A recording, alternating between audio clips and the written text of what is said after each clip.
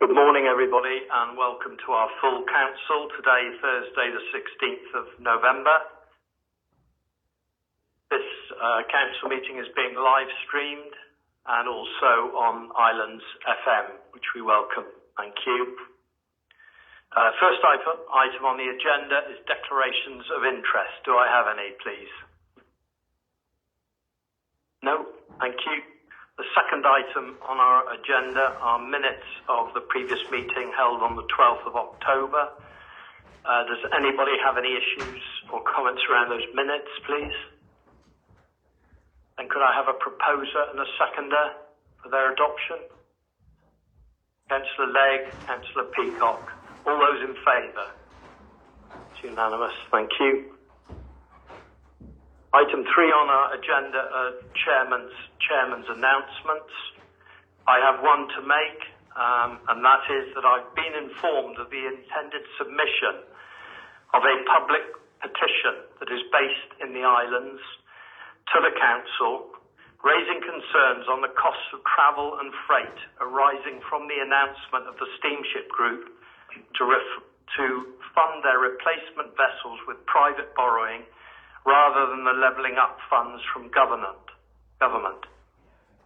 I'm advised that there are nearly 1,200 signatories signalling the depth of our community and the wider public's concerns. I welcome this petition as it reflects my own views, and I'm aware those of other councillors. We will bring the petition to a full council meeting as soon as possible in line with our policy for members to debate and consideration and to agree a council response. Thank you. Item 4 on our agenda is questions under Standing Order 14. I have none. Item 5 on our agenda is to consider reports and draft minutes from committees for information. Item 6 on our agenda is to consider motions in accordance with Standing Order 12. I have none. And item 7 on our agenda is urgent items. I have none. Into part 1, our item 8 on the agenda is the first of our planning applications for Bishop's View.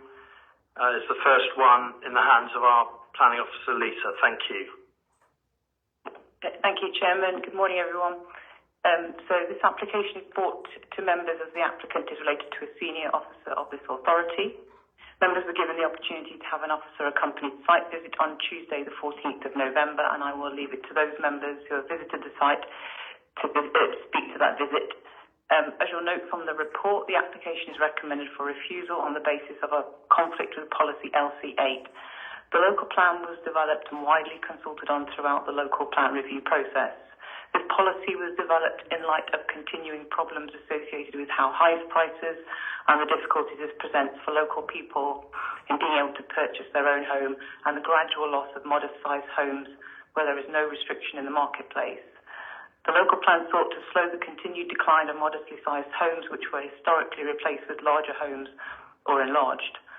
So whilst new housing or the creation of new homes, that is where there is a net gain in residential accommodation on the island, are expected to be secured by a Section 106 legal agreement as a means to cap the long-term value by way of limiting the market and ensuring they're available for local people. Existing homes were restricted in size as a means to limit the value and set expectations in the market. That is not to say no property can ever be larger, but limiting occupancy and limiting size are the two key planning mechanisms available to address issues of affordability for islanders. The housing market uncivility remains a big issue, reflected in the decision in January last year when members declared an island-wide housing crisis on the basis of shortage of locally available housing. It's a commitment to address this particular challenge, and the corporate plan objective sets out to protect residential housing on the islands by enforcing current rules. The existing home, whilst upgrades and improvements are recognised to be one of the outcomes, the existing home already meets the maximum space standards for a property of this size. As decision makers, members need to be satisfied that the applicant's justification is adequate to be able to support the enlargement of the property proposed, whilst they recognise the benefits needed to this proposed whilst I recognise there are benefits and work needed to this property, I'm not persuaded that the justification provided is sufficient to set aside the policy conflict in this case. And for the reasons set out in the report, the application is recommended for refusal. Thank you. Thank you, Lisa. Councillor Marcus, please. Yeah, I'd like to thank the applicant for the visits we had last week and the visit I had previous to that, and his openness and keeping the lines of communication open at all times. Like Lisa states, the application is good apart from the policy LC8. Everything else in the application is acceptable, and it comes to the balance of whether the justification that the applicant has put on the scheme is acceptable to members. I think there's a wider conversation to be had about the validity of this policy and the use of the word justification, but it's up to members to decide what is justified and what isn't in this policy. I would like just to make sure that members are aware that they are using the right terms for the right bounds, for their justification about whether this person was coming from the mainland and not just a local, to remove the personal in this application at all. So if this person was unknown to the island, would they be judging it in the same way? I'd also would like members to think about the ramifications of their viewpoints and how these can be defended when we use the policy for reasoning later on in its life and for other applications. Before I give my view, I'd like to throw it open to other members, please. Thank you, Councillor Marcus. Councillor Grottek, please. Thank you, Chair. I look forward to the debate, but I would just like to give colleagues notice that I would like to make, at the end of the debate, I would like to make an amendment to defer. And I would also, on the grounds that the planning officer has recommended refusal, and I would like a little more time to see whether we could not explore ways in which the planning officer could change her recommendation, possibly by agreeing a principal residence condition. And if I could just ask the planning officer if a principal residence condition would change her view and possible recommendation to approve. I would say that I did put this to the applicant as a way to offset the harm that I had identified. To have a principal residence condition, it's not a requirement of the policy, but it is one of the options that could balance that harm. What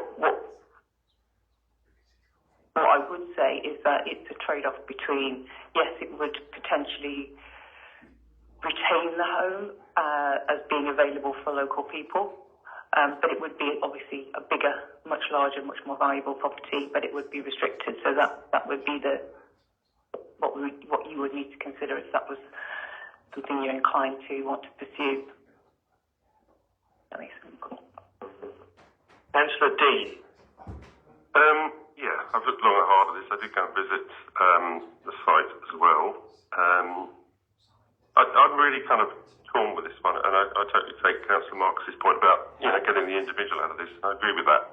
I think we have to look at the property as a property, and my view is that it's the value of the property is basically in the site, the size of the plot and position of the plot, and I understand the policy is that policy LC, whatever it was, is there to to protect the housing stock on Scilly from becoming too elite. But I think this property is already it's already unaffordable to most of the people on the islands. And I have got a specific question for the planning officer. So with the space standards, the upstairs, the converted loft, we want to call it that, the upstairs space. Have you taken the whole floor space into account for that? Because obviously with the slope of the roof, some of that space will be unusable. No, I only took the shade of red, so I took that to be the usable floor space. Thank you very much. I just, when we get planning applications like this, I always ask myself, why not? And also ask myself, what would I do if it was mine? As for why not, the only reason we've got is the maximum space standards, and I'm not particularly swayed by that. And you know, the question of what would I do if it was mine, I would do exactly what the applicant is doing. So I'm struggling to endorse the recommendation to refuse it, and I'm kind of minded to propose that we grant the permission.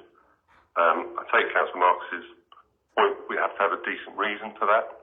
My reason would be that the plot is the size of the plot and the position of the plot is the value of the property, so that policy LC8 doesn't really apply, because the value of the property won't particularly go up, in my view. I think it's the site and the size of the plot, in my view. And also, if you look at the kind of surrounding properties there, they're all big. They're all much bigger than this proposal. So I don't know if I want to propose that we grant permission now, or if I want to let everyone else speak, but that's where I am at the moment. Thank you. Everyone else?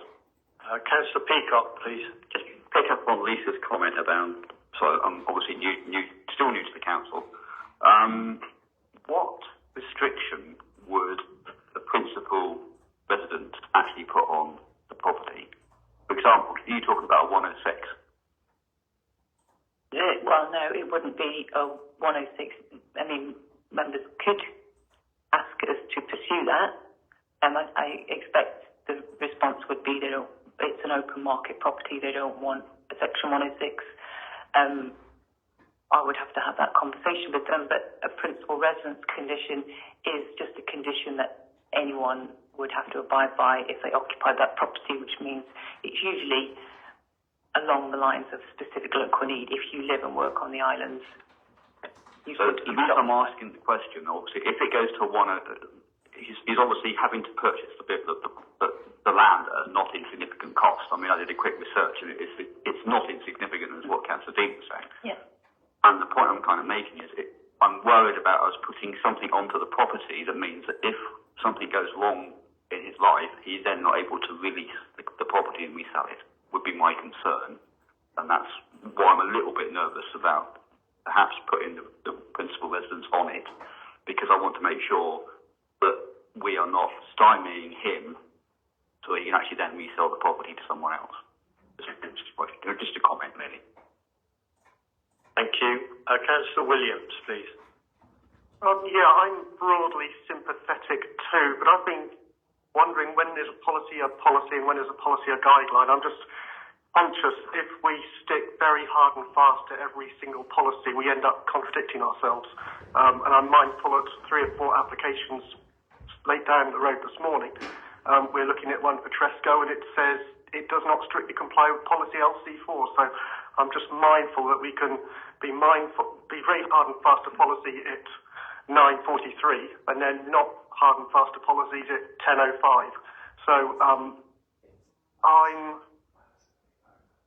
think I'll probably be supportive of the application for the reasons that Councillor Dean set out earlier. Thank you. Councillor Marcus. Just a response to Councillor Williams' point. I don't think it's about being hard and fast. I think it's about weighing the benefits and the cost damage. What's the word I'm looking for? The harm of each breakage of that policy.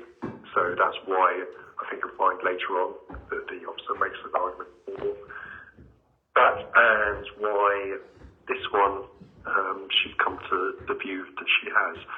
In terms of just a question about principal property,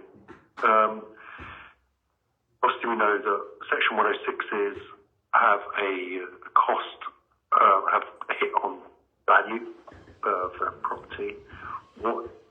Is there a sliding scale with this? Principal property have less of a hit to the value than in your experience of the housing market?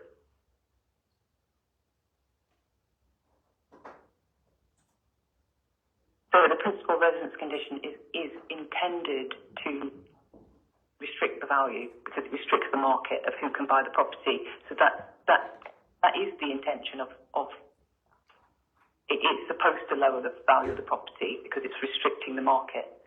So yes, it does have an impact on value of the property. I can't speak to whether or not it has an impact on a person's ability to borrow. I understand that it does with some mortgage lenders, but a principal residence condition less so. I can't speak to any facts about what the impact is on a principal residence condition, but again, it's about trying to restrict the market to those people who live and work on the islands, and you're not competing with anyone in the world who just wants to buy property on the Isles of Scilly. That's what increases value. I'm not buying the. Because obviously the property was bought for a certain amount, and you're going to add loads of money and loads of space to it. It's going to increase that value of that property loads as well. So yes, it's expensive, but you're making it even more expensive, even more out of reach of a select number of people. So I think that's the idea of the policy, is to keep those properties, even though they're expensive, in the reach of more people. So yeah, I'm erring towards Councillor Crottick's idea. Thank you. Councillor Rogers, please. Yeah, I'm, again, broadly supportive of Councillor Dean's position, and I have similar thoughts. I think the key thing to me is that the property, taking on Councillor Marcus's point, the property was already out of the reach of the vast majority of working folk on these islands, and therefore we're not really taking it further. We're taking it further out of the reach, but we're not removing a property that was within reach and taking it out of reach. I think that policy LC 8, 9 is there to keep those properties that are in reach rather than out of reach and further out of reach. It's a positive investment in a existing quite dreary bungalow property. And I think there needs to be a balance. Yes, it won't help our local housing needs, but it wasn't going to help our local housing needs anyway. So let's take the investment, have a superior property that will attract whatever down the road, someone else to invest, quality holiday property, whatever. I think I'm leaning towards Councillor Dean, and particularly because I felt that the property was already out of the reach of the local market. Thank you. Councillor Sims, please. Thank you for saying everything I wanted to say, Ewan, really. I basically think that if the Schedule 8, I can't remember what it was now, wasn't there, then we would just pass this. Because I think that it's an eminently sensible thing to do. However, because we have this space ruling, we're now sort of going around the table trying to excuse not actually applying the rule. And I completely agree with you. And it's not affordable. It's never going to be affordable. So it's at the far end of the distribution curve on this basis. And what it's really, and that policy would enable more, if you like, ordinary homes. And also I think that the actual house is not really appropriate for the plot, really. It should be a better house on that plot. So I'm inclined to agree with Councillor Dean. Thank you. Councillor Watt, please. Thank you, Chairman. I'm keeping you away. This is a pretty difficult proposal. However, I think looking carefully through the report from the planning officer, I think this application actually ticks 3 of the principal objectives in planning, or ticks 2 of them anyway. I fully support the planning officer's report, however, that it contravenes policy LC8 and hence a reason for refusal. Fully appreciate that. But as for the building itself, this application is a great improvement on the bungalow as it stands. I realise that if approved, this may set a precedent. I think this is the key issue here, really, and enable other developments across the islands to take place. But on balance, and I think this is a risk worth taking, and I will support this application. And I recommend also a review of LC8 One aspect of it is adequate justification, and that's a phrase that is used. I think that's largely subjective and it's pretty nebulous. And I really feel that LCA needs tightening up a bit. Thank you, Chairman. Thank you, Councillor Watt. Councillor Dean, please. Yeah, I'm not going to repeat everything I've already said and what other people have said. I will just go straight ahead and propose that we grant permission for this. I understand the planning officer's reasoning for recommending for refusal, and I respect that, but I just don't think that the weight behind policy LCA is enough to warrant refusal, so I'll propose that we grant permission. Thank you, Councillor Dean. I would just like to comment from the chair before I come back to the planning officer that my own feeling is that this particular part of this. So I've lost the LG8 or whatever it is, part of the policy, I think is in some degree flawed, which is nobody's particular fault. But I agree with Councillor Dean and I agree with Councillor Watt's assessment of this, and I believe that just because of this policy, it's not a reason to refuse this application. And I think this policy needs looking at again. I understand the principles of it, but I don't think we've got that quite right, and I think we need to look at it again. Councillor Marcus, please. Yeah, I'd just like to remind members that we've all talked about areas of Ireland where houses are too big and cost too much for people to live in. Thank you. Councillor Grottig. Thank you, Chair. I did give notice of a wish to table an amendment to defer. So, with respect, that was, I believe, if we could check with the monitoring officer on the table, but not formally. But if I do have the right to table that amendment now, I would table an amendment to defer this to explore ways of amending the planning officer's recommendation to approval. So, as you can see, I'm broadly sympathetic to what colleagues are saying, but at the moment I would concur with the planning officer's recommendations for the reasons in her report. Thank you. Thank you.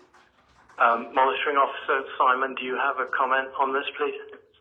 Yeah, the amendment was tabled, but I don't believe it was seconded, Mr. Chairman. No. Okay, thank you.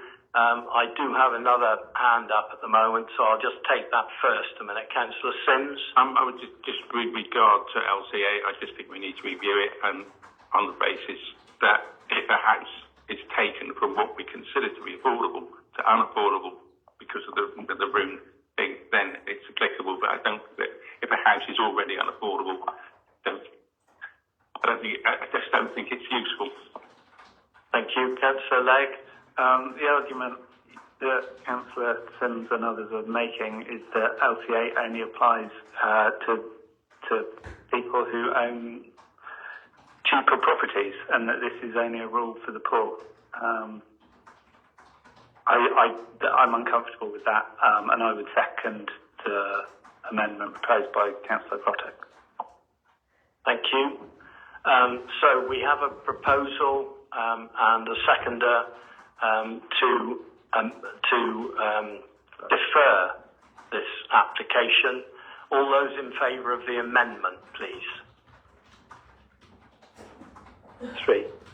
All those against the amendment. And then the amendment is lost. Thank you. Before I continue, I have another hand up. I think it was Councillor Dean. Sorry, I was just going to say that the conversation about policy LCA and whether we amend it is probably not for this meeting. We need to take that, at another time. But yeah, that's all I was going to say. Okay. So we have a proposer that this application is granted. Sorry, planning officer. Can I just ask if the motion to approve is without any conditions, or would members expect? My proposal was just to grant it as is without restriction. No conditions. listing in the... I just mean the just standard conditions that we would... You mean you need to do the conditions that are normally applied to...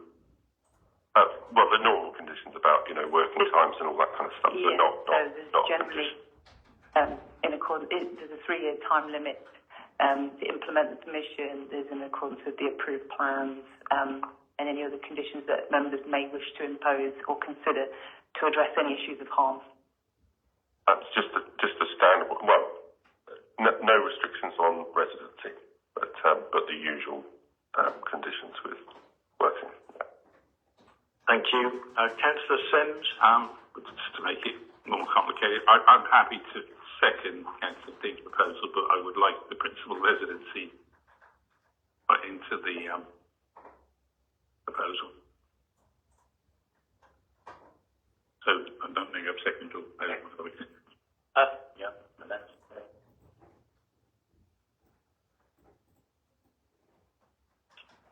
So are you tabling an amendment? I'm tabling amendment to Councillor Dean's proposal, which has not been seconded yet. Right. So is there a seconder for Councillor Sims's amendment, please? That it become principal residence, is that right? You'll second that? All those in favour of granting the application, but with the amendment that it will be a principal residence? Sorry, Chair. I'm a bit confused now. So we've got... I'm not sure what's on the table. I proposed that it was granted without any principal residence on it. So that hasn't been seconded. I don't know if anyone does want to second that. I'll happily second that. Okay, and then... So I don't... Well, I'm bamboozled as well. So that was an amendment. That was a... Chairman, if it helps, there's been an amendment tabled which has been seconded, but you haven't taken the vote on that yet. So you're voting on the amendment that you approve the application with a principal resident condition attached. Okay, thank you. So we have a proposer and a seconder for a principal residence attached. All those in favour of that amendment, please. That's 5. All those against the amendment? Well, I have the casting vote, I think, so I will stick with Councillor Dean's proposition that it is granted, that the application is granted. So we now have a proposer. I need a seconder for the granting of the application. It sounds Councillor Roger. All those in favour of granting the application, please. That's carried. Thank you. Those against? 3. Thank you. Apologies for the difficulty around that application. Thank you. The next item on our agenda is the Town Hall, if that's going to be any easier. Also in your hands, Lisa. Thank you.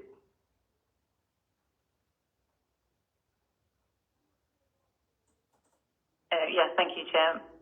So this application is brought back to members as this is a council-owned building and project. Members had a site visit on Monday the 13th of November, and I'll leave it to those members to speak to their observations of that visit.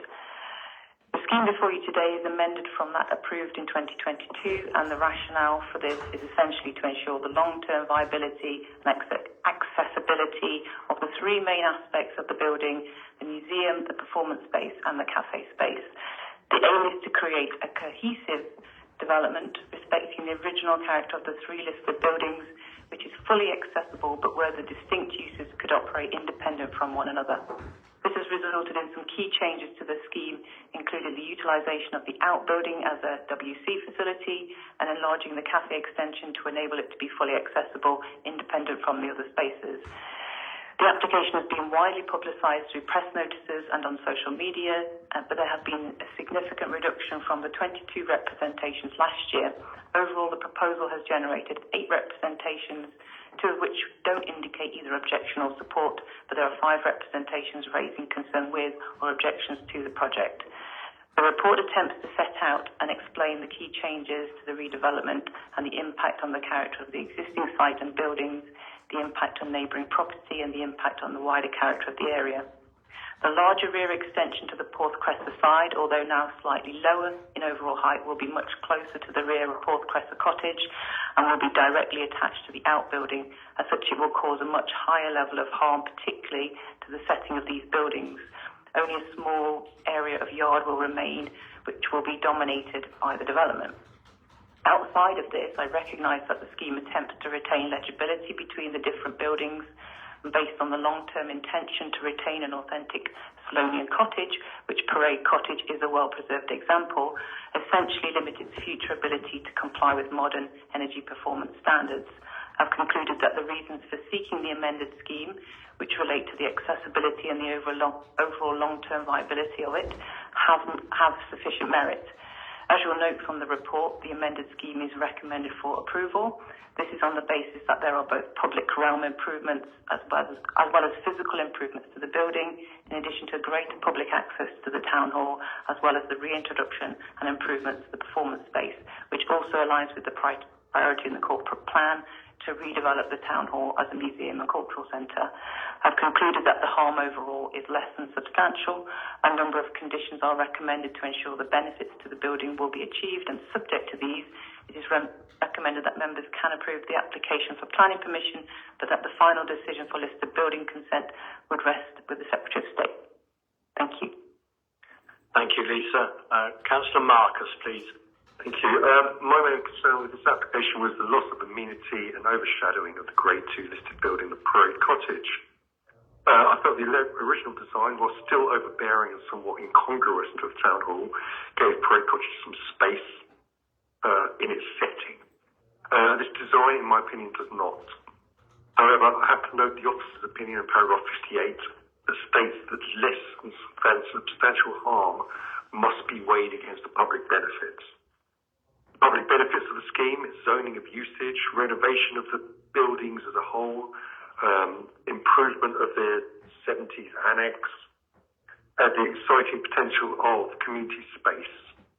In the view of the officer, outweighs the harm of this amendment to the scheme that we already passed. Again, let's throw this open because it's created a lot of conversation, or I voice my opinions. Thank you. Councillor Bedford, please. Thank you, Lisa. Thank you, Dan. I attended the site visit as a few councillors did, and actually it was really beneficial because I was quite shocked about how small the space will be between the proposed extension to the east-facing side to the cottage, and it's actually less than the width of this table. I'll actually challenge any councillor to think, would they want a dirty great wall just less than this width in front of their building where they live? I just think I was so shocked about the small space that would leave. It's just, to me, it was unacceptable. When I raised this, I was advised, well, the applicant's quite happy with it. You know, he's getting a payoff with other things that are going to, enhance where he lives. But when that tenant goes, the argument was put to me, oh, well, it'd probably be incorporated, the cottage, into a cultural and museum exhibit. Well, I hope not. We're in a housing crisis, so I hope that the plan isn't to lose a cottage, which is a permanent residence. And then it was put to me that the actual cottage doesn't meet minimum standards for accommodation. Well, this is a council-owned building. We've only spent 10% of our maintenance and property management budget. So why isn't it maintained to a standard that is acceptable to live in? There's also, with these plans, an extra bit on the roof area, which Lisa tells me is for the lift. And that is really quite obvious as well. So yes, I've always thought this cultural and museum project was brilliant. We really want to get the town hall back up and running. We don't want to go another generation of seeing that building deteriorate. But I cannot accept the recommendation to pass this proposal because I actually think it is just a step too far for me. Thank you. Thank you. Councillor Dean, please. Well, not surprisingly, I'm supportive of this application. In my view, if you look at Lisa very kindly put together some pictures of the elevations from all angles, showing the existing, what was already passed, and what is proposed this time, and barring that little bit on top of the lift from most angles, you can't see that. So I agree with Councillor Bedford that the impact of this will be on the resident of Porthcrest Cottage. I think any other impact is minor, really. I can't see any impact anywhere else. The only place you'd see it, the changes really are if you stood on the roof of Park House and looked across. And I take Councillor Bedford's point about the rear yard. There will still be a bit of rear yard, and it's not.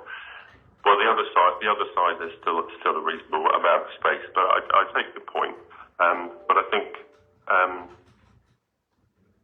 when you weigh it all up, the change to the existing plans is quite minor in the grand scheme of the building.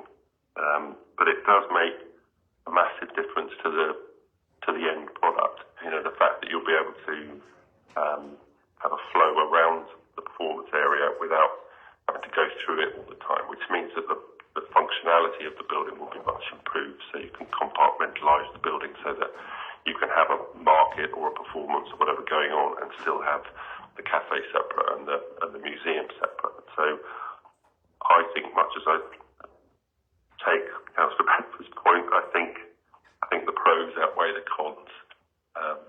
So I will propose the recommendations, but let everyone else speak.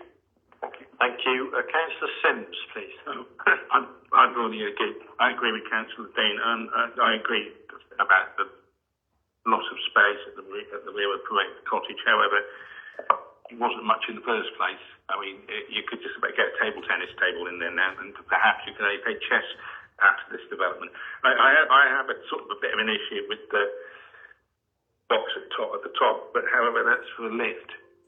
Now, actually having a lift in the building is going to be massively beneficial to people who've got mobility problems. So, whilst I don't think it's particularly useful having that lump at the top there, the nature of lift is they have to get to the top. And they have to have the mechanism at the very, very top to enable you to get to the top. So I'm happy to, taking into account the cost and the benefits of this, I'm happy to propose to second Cassidy's proposal. Thank you. Councillor Marcus, please. Yeah, the roof elements, I'm kind of, after the site visit, I'm kind of comfortable that, yes, you'll see them, but they won't, I'm hoping that they won't be too noticeable, because where you're looking at the town hall, you're not that far back from it. You're quite close to it all the way round. But you're right, yeah, the crowding of Parade Cottage is an issue. But I do think I agree with the officer. I do think that it is outweighed by the benefits that we will get from the town hall. Thank you. Councillor Peacock. Yeah, I again second what Councillor Dean is saying about the crowding. I think, although we own the building, we really need to... Oh, sorry, Councillor Marcus, sorry. Having a moment, sorry. Right. So basically, yeah, I take what Councillor Marcus said, about the overcrowding of the building, and I think we need to be very careful of that. But I really don't like the top of that lift, because I think if you stand on Porthcrest Bank, as we did, and you look over, it is very, very visible. And, it's where, at the moment, a lot of our holiday makers go, and you're going to stand on that bank, look across, and it's going to be a lovely, nice triangular line and a whole big square in the middle of it.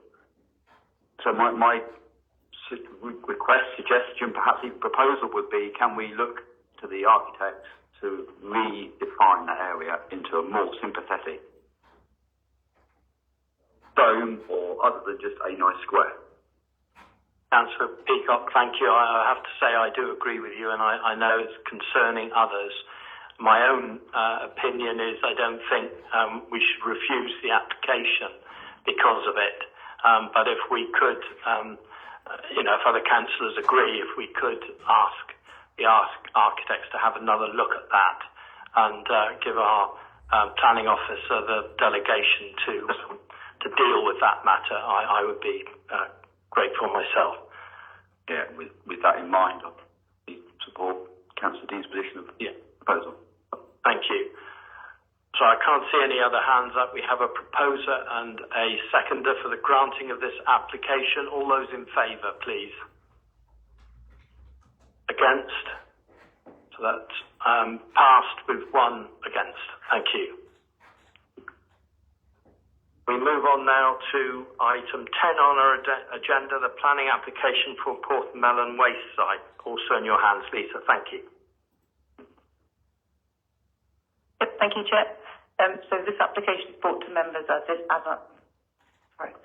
application that has been submitted by the council on land belonging to the council. Proposal is to site for a temporary period 5 storage containers for the purpose of museum storage. The applicant has confirmed that access to the containers would only be when the waste site is open. The consultation responses from the council's highway infrastructure team and from Cornwall Fire and Rescue have confirmed that sufficient space will remain for the purposes of access, both in terms of emergency services and in terms of accessing the buildings to the northeast. Overall, the proposed temporary use of the waste site has been found acceptable and would not give rise to any issues of harm, and it is therefore recommended for approval.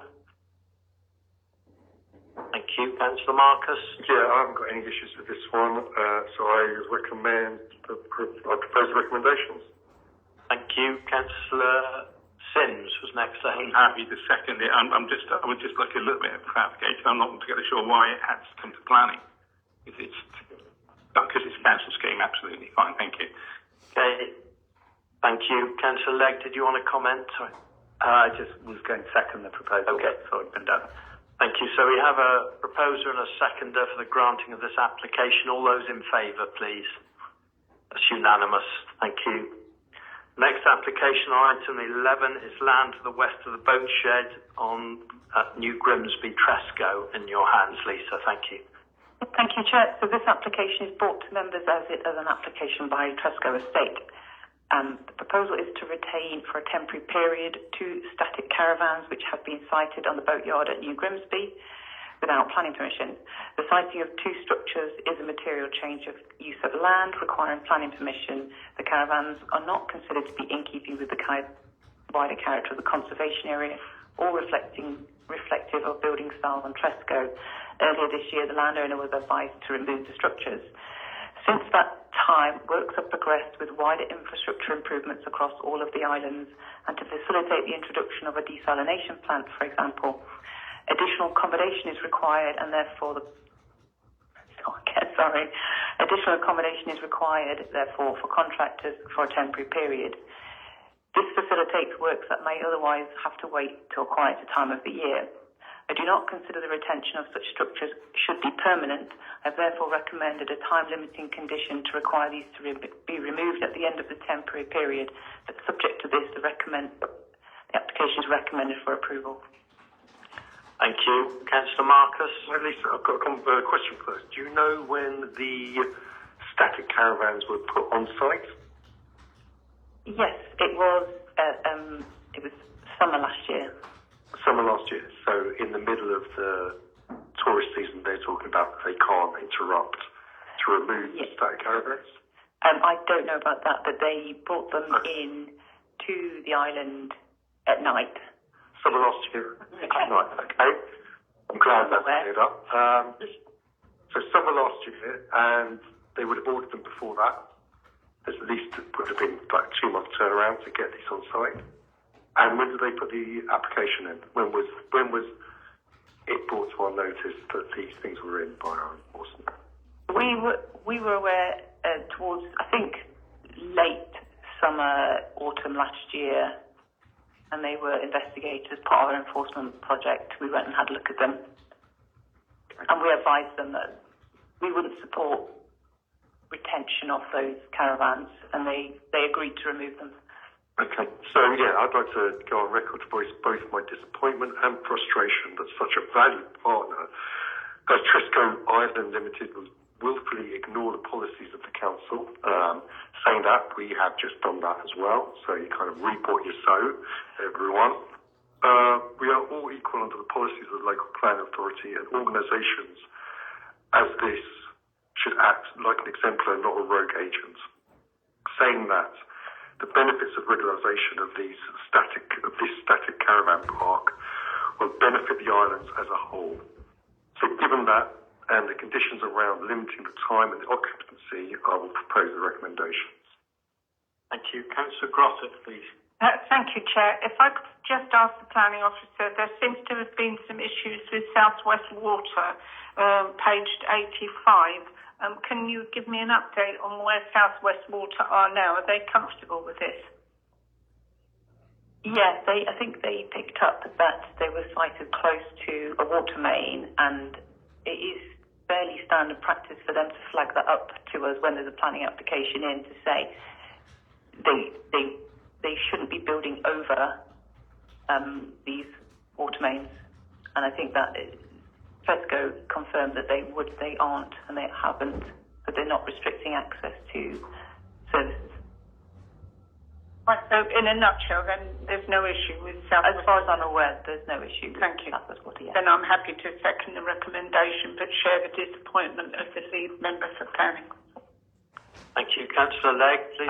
The same as Councillor Grottek, fully endorse Councillor Marcus's comments and would have seconded that it's already been done. Thank you. Councillor Sims. I basically agree with Councillor Marcus's comments. I think it is a bit disappointing. I won't really do it, but I could quite like to put an awkward condition in that when they remove them, they have to do it in an equally clandestine manner. There's some sneaky 4 o'clock in the morning job, but that would be wholly unreasonable, so I won't. Thank you. So we have a proposer and a seconder for the granting of this application. All those in favour, please. That's unanimous. Thank you.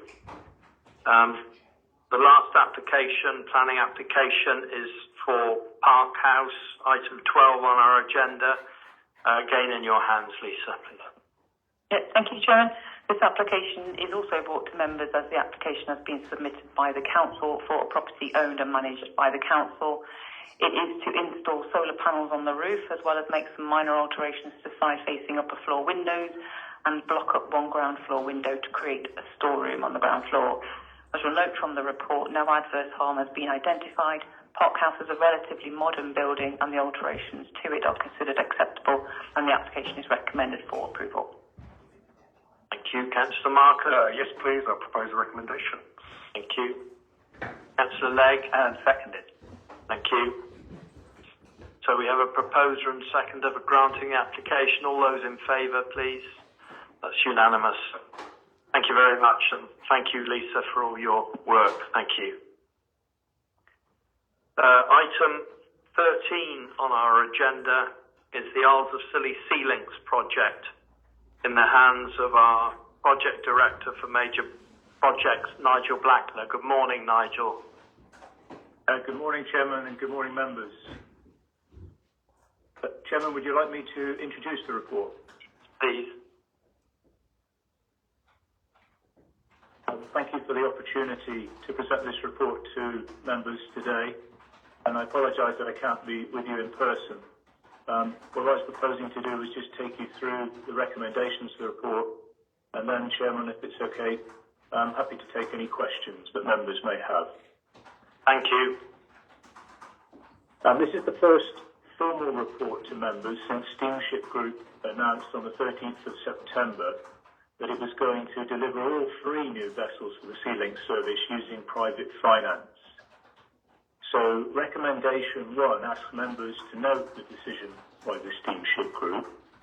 Attached to Appendix A is a copy of the letter from the Steamship Group to Islanders explaining the reasons for the company's decision. The letter is self-explanatory However, I would draw members' attention to the statement in the letter that the special purpose vehicle proposed by government does not allow the ship operation to support Skybus. Just to be clear, during the discussions which did take place and were never reached a conclusion between the Steamship Group, Department for Transport and the Council, no maximum level of profit for the company from the Sea Link services was ever agreed, or restrictions proposed on what the company could use those profits for. Moving on to recommendation 2, this seeks approval from members to submit the project update report attached to Appendix B, and that this go to the various government departments responsible for maintaining Lifeline Link services upon which the islands rely. This document is coming to you wholly in part 1, as we wanted to put as full a report as we possibly could in the public domain, recognising the high level of interest in both the sea and air link services at this time. So we have tried to be as comprehensive as we can be in the project update report that we have proposed to you today.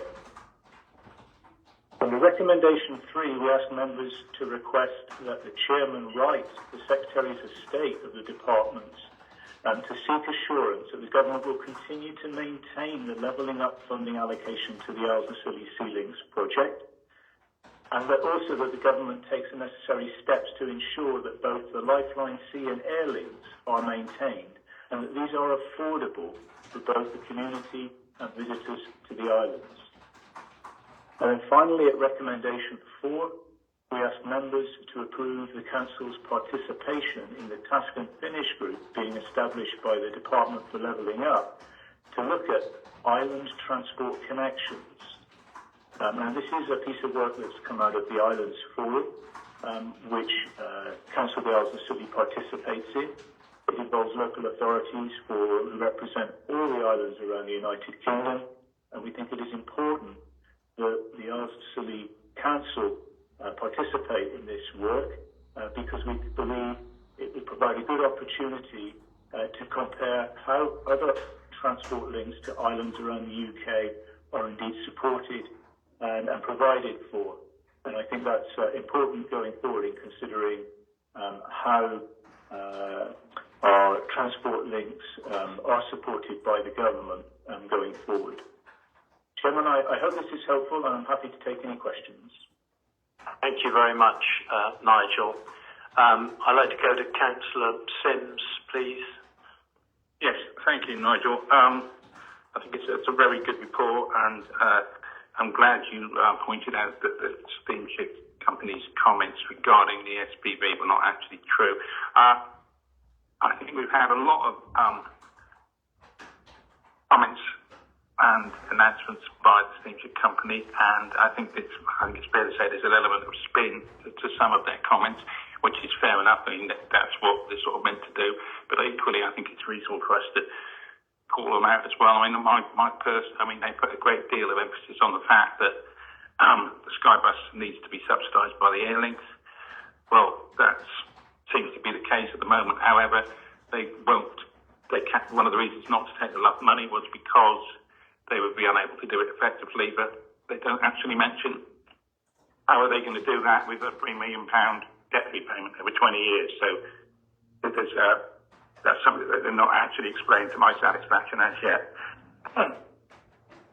But I'm happy to propose all of the amendments, but I would like to amend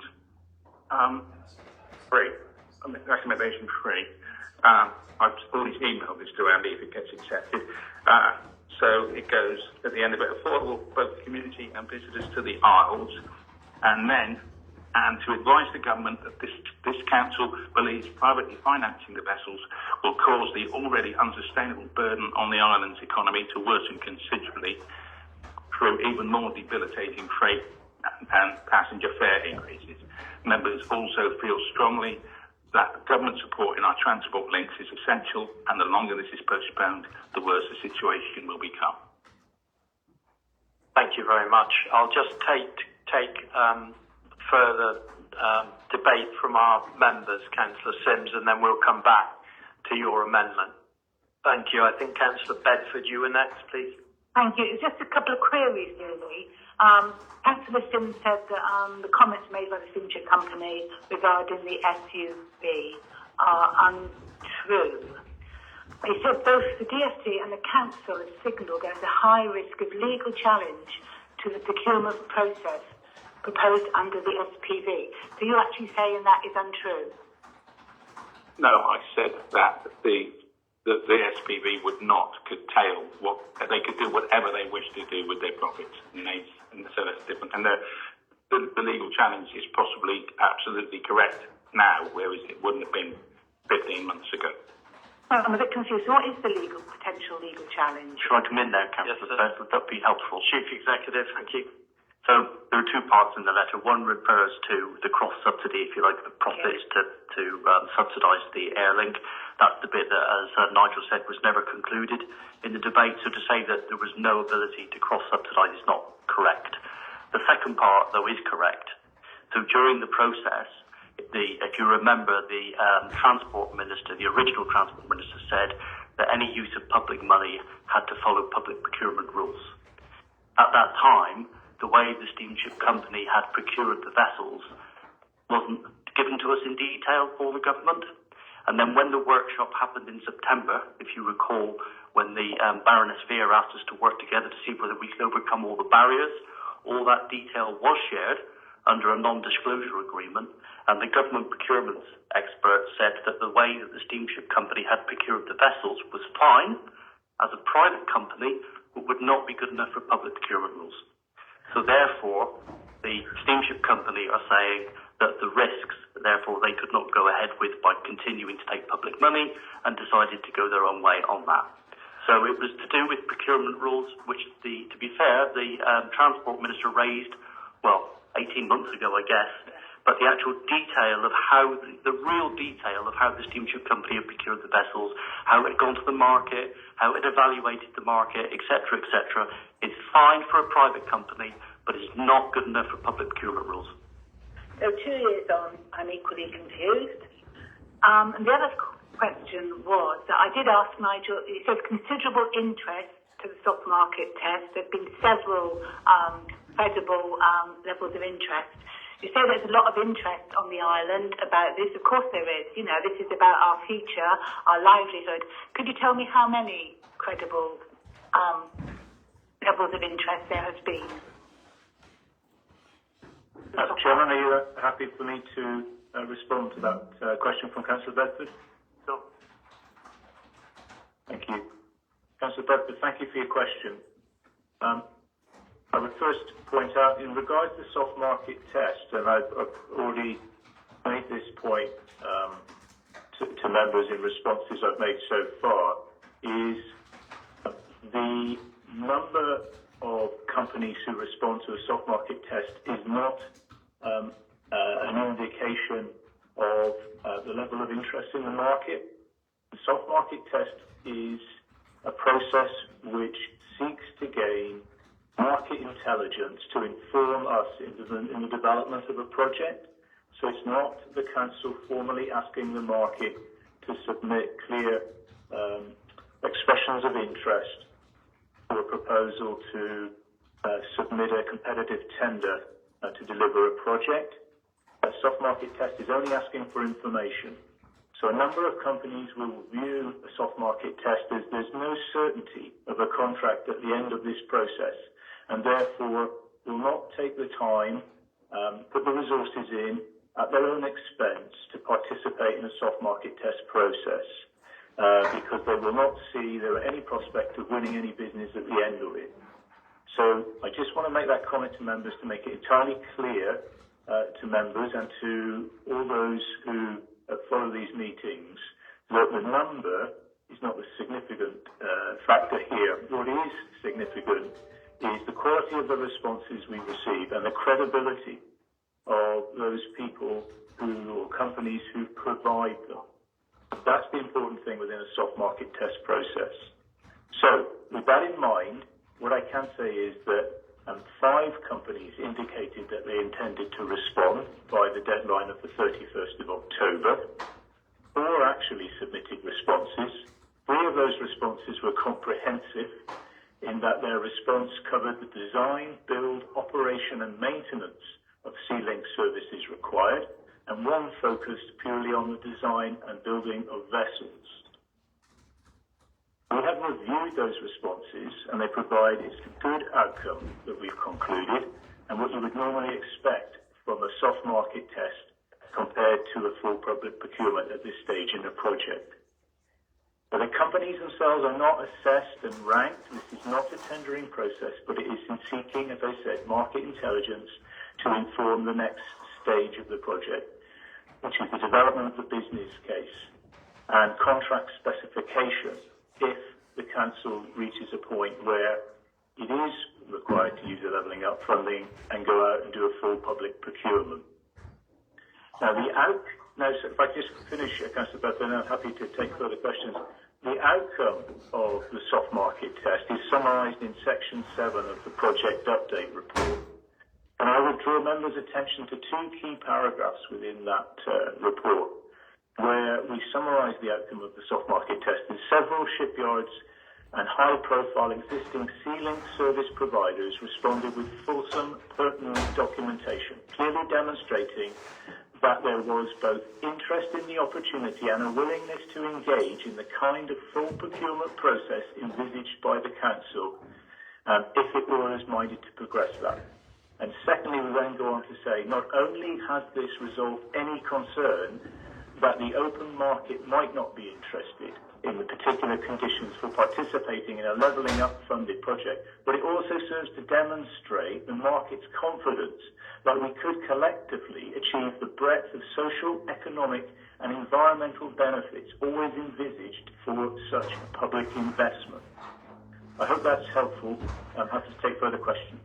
Nigel, that's brilliant, and I really thank you for all your work and the really comprehensive answer to my question. That is really helpful to me. There was just one thing about the task and finish group. I understand why the government have said the task and finish group. I'm a fan of, yes, Prime Minister, and if you want to delay something, you either have an inquiry or you have a task and finish group if you've got a problem that you can't solve. So I understand that.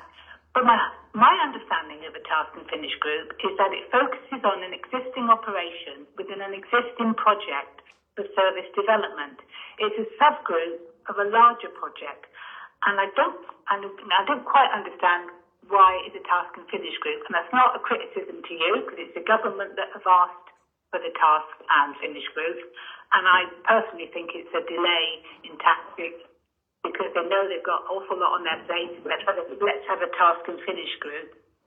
It's about all the islands getting together of the UK, and I have done some research on this, and we actually are quite unique, the Isles of Scilly. You've got Anglesey, you've got 2 bridges, so I don't actually call that an island, with a population of 70,000. Isle of Wight have got a population of over 140. The Scottish Islands together, 100k. There's little Isles of Scilly here with 2,700 people. And what I've always thought with the Isles of Scilly, and what has always shown, is our uniqueness is also our card, our ACE card. And if I refer to the COVID epidemic, or the problem with COVID, our then senior officer for communities and people managed to get the Secretary of Health and Social Care on this island in the middle of a pandemic because of our unique situation. That same Director of Services also managed to see the in-between Health Minister, to get the case of the Isles of Scilly high profile. So what worries me about the task and finish group, and it's not the council that have said we've got to have this, it's the government, is the fact I don't want to dilute the very unique situation the Isles of Scilly face, because it's our unique card that is often the one that is our trump card. Does that make sense what I'm saying? Nigel, would you like to come in, please? I entirely understand the point that Councillor Bedford makes. It's a good point. I think that point could also be turned around another way.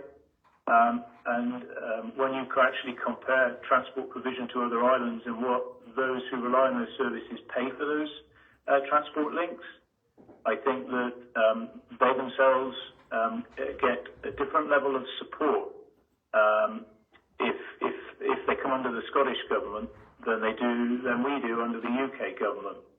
So we are unique, as you say, for the very reasons you set out. We're also unique in terms of what we pay for our transport services.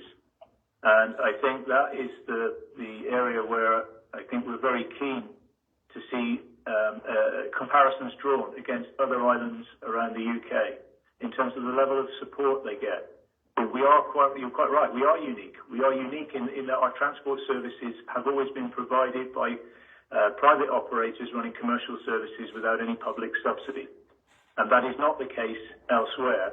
And where we find ourselves at the moment with quite a significant amount of capital investment needed in the Sea-Link services and going forward, affordability being a really key issue for the islands, how those issues are addressed are really important to us, and we're obviously going through that process at the moment. And I think it's really helpful through this task and finish work to see comparisons drawn around how sea and air links are financed to other islands around the UK, so that we can bring that into focus and hopefully bring the government's attention to the need to perhaps look at a different way of doing that in the future to make sure that both our sea and air services are affordable for both the community and visitors to the islands in the future, because we are so reliant on them. I don't know whether the chairman or chief executive want to make any further comments around how this task and finish group came about. It was at the islands, most recent meeting of the Islands Forum, where they focused on the issue of connectivity. And I know the Secretary of State, Michael Gove, picked up the concerns expressed from islands all around the UK around transport links and proposed this task and finish group. I hope that response is helpful. Yeah, it is, but I'm getting you sort of deviating a little bit from what I'm trying to say. Is that I'm fearful that the timescale this task and finish group will have, and it will be drawn out probably, will dilute the impact that we have for our unique situation on the Isles of Scilly. And that's almost what worries me. If we get to almost, part of this big group, the task and finish group, we are just a small fraction of the population of all the islands. I just don't want the Isles of Scilly's unique situation diluted through a task and finish group, though I understand why it's there. Also, you said about, the task and finish group is about all these communities recognising the fact that transport is a big issue. Well, wasn't that why we won £48 million levelling up bid? It's because the government recognised that the Isles of Scilly had unique transport issues. So, yes, I get what you're saying, but also I want it, almost documented that there is a role of Scilly to act alone and play the unique card within the society we live. Thank you. Chief Executive, would you like to come in a moment? Yeah, sure. I absolutely understand the point that you're making, and of course we'll continue to make the case of our uniqueness, although I'm sure probably some of the other islands are making their case of their uniqueness, because I think the Northern Ireland is even smaller, and some of the other islands in Scotland, etc.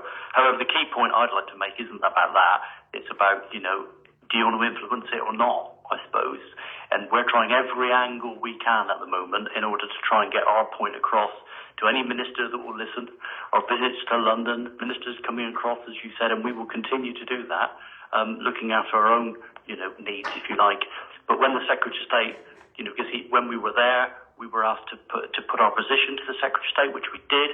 A number of Scottish islands did the same. Northern Ireland did the same. Even Anglesey did the same about their bridges, would you believe? And the point was, he was feeling, I think, he was asked to sum up, which was, so what are you going to do about it? Because what we were saying to the Secretary of State is, we've all got individual issues here. You're the government. What actually is the government's response from a strategic point of view? Because at the moment you're doing different things to different places. And he said, I understand that. I understand there needs to be the government grabbing hold of this and saying what's our strategic approach to be.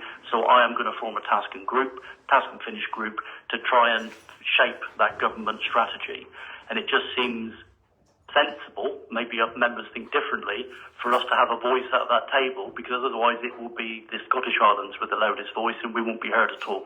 at that forum. So I just think it was sensible for us to take part in that, but that doesn't take away from all the other lobbying that, of course, we will continue to do.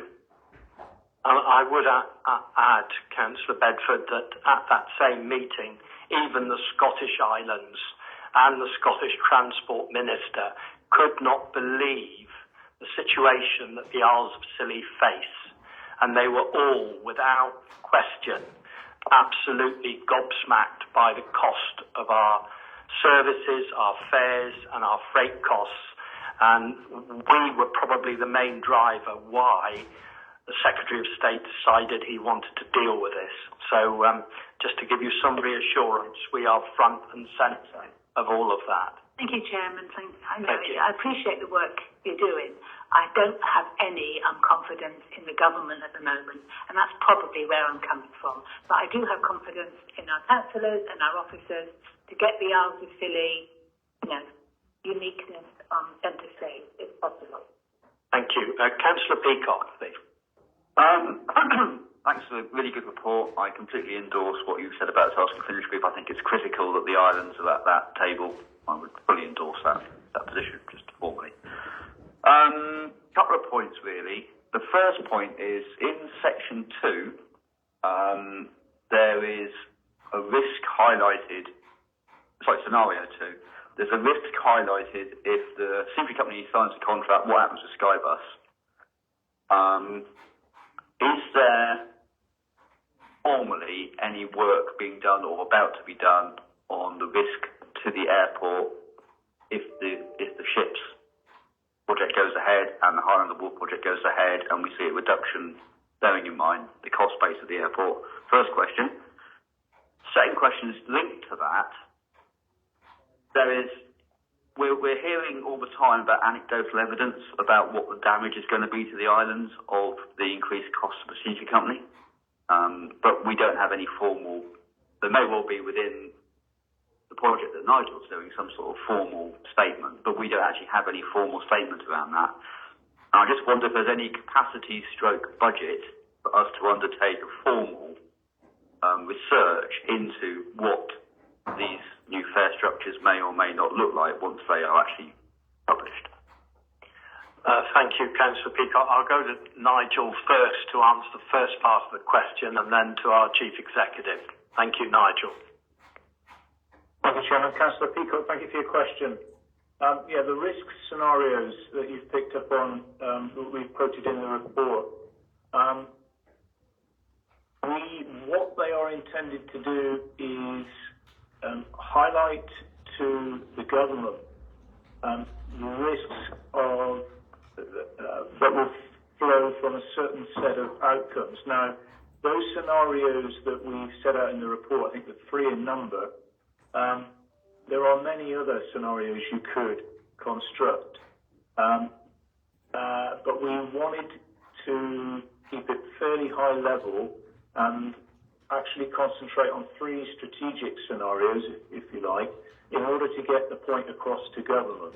But depending on how the current situation plays out, there are going to be consequences flowing from that, which the government will need to address. So if the Levelling Up funding project doesn't go forward, the boats are privately financed, that will see a continuation and indeed an increase of the current costs relating to sea and air travel, and therefore there's an issue that the government needs to pick up. That, in government terms, is likely to be through some form of revenue support, so some revenue funding would need to be found. So it was about actually those risks, trying to characterise the kind of issues that could result from the situation that we're in at the moment and how this plays out. Now, nobody has got any certainty at the moment as to how this will continue and how it will ultimately play out in terms of what it means for our sea and air services and what they cost to use. But we wanted to make sure the government were well aware that we hold them accountable for whatever the outcome is, and that they we expect them to address the impacts coming out of this period of uncertainty. In terms of impact on the Airlink, you asked if there's any formal process started. We have had the first meeting with the Department for Transport Aviation section to highlight to them where we are at the moment and the potential direction this could take in the future, and therefore the need for them to be thinking about how those challenges around the air service could be addressed in the future, recognising there are a number of ways the UK government supports air services again to peripheral communities around the UK, and they have agreed to go away and work internally within the department to bring together the relevant people to consider this issue further. We are due to meet with the department, no date set at the moment, but it's likely to be next month, with a wider group of people drawn from within the department to look at specifically the aviation challenge that we have potentially going forward. And we hope by that time to have a little better understanding of how this is all going to play out, because decisions by others possibly will be made by then in terms of their intentions around vessels and alike. So, yes, that is something that we've started on, but I can't report to members any further on that at the moment. And in terms of economic impact, where the Chief Executive comes in, what I can say is that we have we did do a high-level economic impact assessment on the islands, and that was included in one of the previous business cases that we submitted to the Department for Transport, which actually sets out, and that was the business case that compared private finance and public funding, and show quite clearly that if you use public funding, levelling up funding to deliver the new vessels, that translates through to lower fares and freight tariffs, and therefore is an economic benefit to the islands in delivering the project in that way. But I don't know that it goes down to the level that you're referring to in terms of specific economic impact on the businesses on the Isles themselves. I hope that's helpful. Thank you, Nigel. The Chief Executive. Like Nigel said most of it, but in a nutshell, just to repeat, in terms of the various business cases that we put in, John, there were, if you remember, there were 5 chapters, if you like. Chapter 1 was the strategic case, as it was called, and Chapter 2 was the economic case, I seem to recall. And the economic case has been proved to government, which was one of the hurdles you have to overcome. The Treasury basically say, why would we give you £48 million? What economic advantage does that give? Is it worth the public purse putting that investment in? And we got a really good high score on that because as Nigel said, we showed the difference between the increasing fares, the likely impact globally on the economy of the Isles of Scilly, the visitor economy, the local economy, etc. And therefore, from a government parlance, the payback stacked up. So at a high level, the economic case was made. It didn't go down to individual premises, etc., but it made some assumptions about, passenger numbers that might occur or number of journeys, etc., etc., etc., and we're quite happy to have perhaps a detailed briefing with you on that. Dealing with the airport situation. Oh yeah, and as Nigel said, we've already started conversations with the Department of Transport Aviation. We've been sharing with them the numbers that go through our airport for probably a year now. I think to make the case that the numbers over the last 3 or 4 or 5 years have been slowly declining. I know it was a bigger impact this year. You'll be talking about this later, no doubt, in the budget papers. I've already had conversations with Stuart Reid, the Chief Executive of the Steamship Company, about a detailed understanding of their plans for next year, so that we can model that for our own budget. But the basic premise, and that's why I think perhaps Councillor Sims has made his recommendation, is that we feel, or officers feel, that the costs of air travel are unsustainable for our islands, and therefore we should be making that case strongly to UK government as an individual authority to make sure that we make our individual case. So we've already started those conversations, and as Nigel said, they will take some time, but we are up there banging the drum. Thank you. Councillor Sims, you are next, please. Yeah, thank you. Responding in part to Anita's questions, one of the aspects of our uniqueness, we are uniquely hammered in the UK with transport costs. I mean, that's overwhelmingly, and that's why we were given that amount of money, and I think that's really pertinent. referring to something that Nigel said about demonstrating market interest. Now, Baroness Veer at some point, I have no idea when, did say, well, what is the market interest? This is previous to this. And, basically, what if you throw a party and nobody comes, which was sadly what happened on my 21st. But relevant to that, but this has demonstrated there is clear market interest, and that really does strengthen our arm on this. And regarding John's point regarding modelling, it's very difficult to model this, really. I mean, because you can't getting facts and figures and what the fares are going to be, etc., is problematic.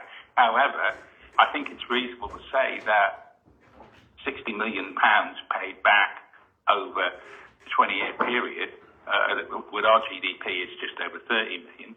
It's a 10% hit to our economy every year for 20 years, and we're not in a good way now. And it can. So whenever you look at it, it's going to be worse than it is now. And the government made the economic case for us as much as that's making it for them. Have said it's unsustainable now, so it'll be much worse over the course of the next 20 years. So you can model it as much as you want, but however you model it, it's going to come out bad. Councillor Marcus, please. What I see here is it's kind of a positioning statement, isn't it? That we're looking at returning government that revenue funding is going to be an outcome if the steamship go their own way, which I welcome. I welcome the fact that the LRF are going to be doing some scenario testing as well. We've been talking about risks for a while now, and it's good that will be passed through all the Category 1 responders, and that some plans would be in place. It'd be good if we could be shared the result of those scenario testing when that happens, just to give us an idea of impacts and the results of what people think will happen on that. Do you want to come back on that? Certainly, that's please. Yeah, you're quite right. I mean, actually, I did try to do a similar exercise over 12 months ago, but at that time, partners weren't that keen to do it. But in light of the various scenarios that Nigel has laid out in his report, when I had the opportunity in London, I made the point that it would be, in my view, very sensible for us to sit down and do some tabletop exercises on those scenarios with all the key partners around the room. That, as you said, you've mentioned LRF, just for the public, that's the Local Resilience Forum, which is a statutory organisational construct, if you like, of all the main public bodies that respond in the time of an emergency. It's overseen, if you like, by the Cabinet Office. It's called, I don't know why they're called this, but it's the Red Department of the Cabinet Office. They tend to be chaired by the police. And Mark Hewitt, our Chief Fire Officer, has already been talking to the local LRF and then all the way up to the Cabinet Office. I've talked to the Department of Transport. Previously, I've talked to the Royal Navy about, okay, let's sit down and do that scenario planning earlier in the spring, so that if of these various scenarios happen, we are very clear about what the government's intervention would be. Because at the moment, we need to be very clear about that, because I'm not very clear about it, and therefore I thought it would be useful to do that, and that seems to be gaining some traction. Because that's the thing I'm hearing in the public, is people are really concerned about the direction of travel and how the effect on air links because of medical appointments mainly. People have got to go for cancer treatments, they've got to go for health checks, they've got to do this stuff, and that cannot be delayed by a day or 2 days or whatever. They need certainty where there's enough, it's stressful enough living here and needing medical attention anyway, let alone with adding this on top. So, yes, please. If I may, Chairman, I hope you don't mind, Councillor, just because I have heard a few rumours where people are beginning to define the lifeline nature of our route as medical transfers, etc. That's not what we are talking about. The definition we've got with the UK government for lifeline routes is for the very sustainability of the islands. So that's, transport to and from, medical, post-16 transport, getting our waste off the island to the mainland, getting visitors on the island. If you remember, the whole thing about the COVID period was to keep all of our lifeline routes. It wasn't just medical transfer, otherwise it wouldn't have had 10 million. You'd have just had a smaller amount of money just for medical transfer. So our point to the government is this is a lifeline route, which means all parts of life, not just medical transfers. Good, thank you. That's a really good point. Just in terms of revenue subsidies mentioned in the report quite a lot. I know we're going to talk about it later, but aren't we doing a revenue subsidy already this year? We added to the steamship profits this year. Can you say that? We're subsidising the airport, which is their business. If I'll let them on my one on my somebody. I'm not sure that's quite correct. I mean, there are other operators using our airport rather than just the steamship company. Obviously, the helicopter uses it as well. Private aircraft use it, as well as the emergency services, etc. I mean, I think the airport is a decision for the council to make. As you know, we do currently run the airport. Cornwall Council run the airport. In Newquay, both of them are loss making. I think it comes to the point about how much loss are you prepared to live with as a council to put, local taxpayers' money into it. That's a conversation for us in our budget setting rounds and setting your charges, which are going to soon commence. But that's why also we think the conversation with the DFT is important, because we think that not only the fares are unsustainable, we don't think the running costs of the airport are sustainable without government support. Yeah, my comment was facetious and what's the word I'm looking for? Inflammatory, maybe. But I just make the point that there is revenue subsidy going on currently, and is that fair that that's a local revenue subsidy, or should it be a national subsidy? If the national is by a percentage of a penny, whereas locally it's more than that. Sorry. Thank you. Councillor Sims and Legg, could you just kindly turn your mics off, mate, because I think the 151 officer wants to come in, and then I'll bring you in after. Thank you. Thanks, Chair. I'll just comment on the revenue funding. It's obviously in the budget Q2 performance report later on, which obviously members and the public will have read. I think it's worth just stating what I've stated in previous budget reports through the last 4 years. There is a subsidy going into the airport. There has been for some time. The issue at the moment is we are increasing the subsidy greater than we planned for, but the airport hasn't been able to wash its own face for a number of years. It is barely covering the day-to-day expenditure before you even get into the fact that it is not paying for its full overheads, and it's not paying for its capital equipment either. So there is a significant subsidy that's been going in now for a number of years, other than just what you're seeing in the budget monitoring report later on, which is just, it is getting bigger than we actually planned for. That isn't just, that figure of 200,000 isn't the subsidy in its own right. That is an increase in the subsidy that's already there. Thank you very much. Councillor Legg, please. Thank you. The Sea Links project predominantly deals with surface transport for passengers between the mainland and St Mary's, and freight mainland St Mary's and through to the off-islands. The report mentions the funding that was received during COVID. I believe some of that funding also recognised the lifeline nature of the passenger transport to the off-islands. And I would argue that the off-islands are the canary in the coal mine when it comes to the economy of the islands.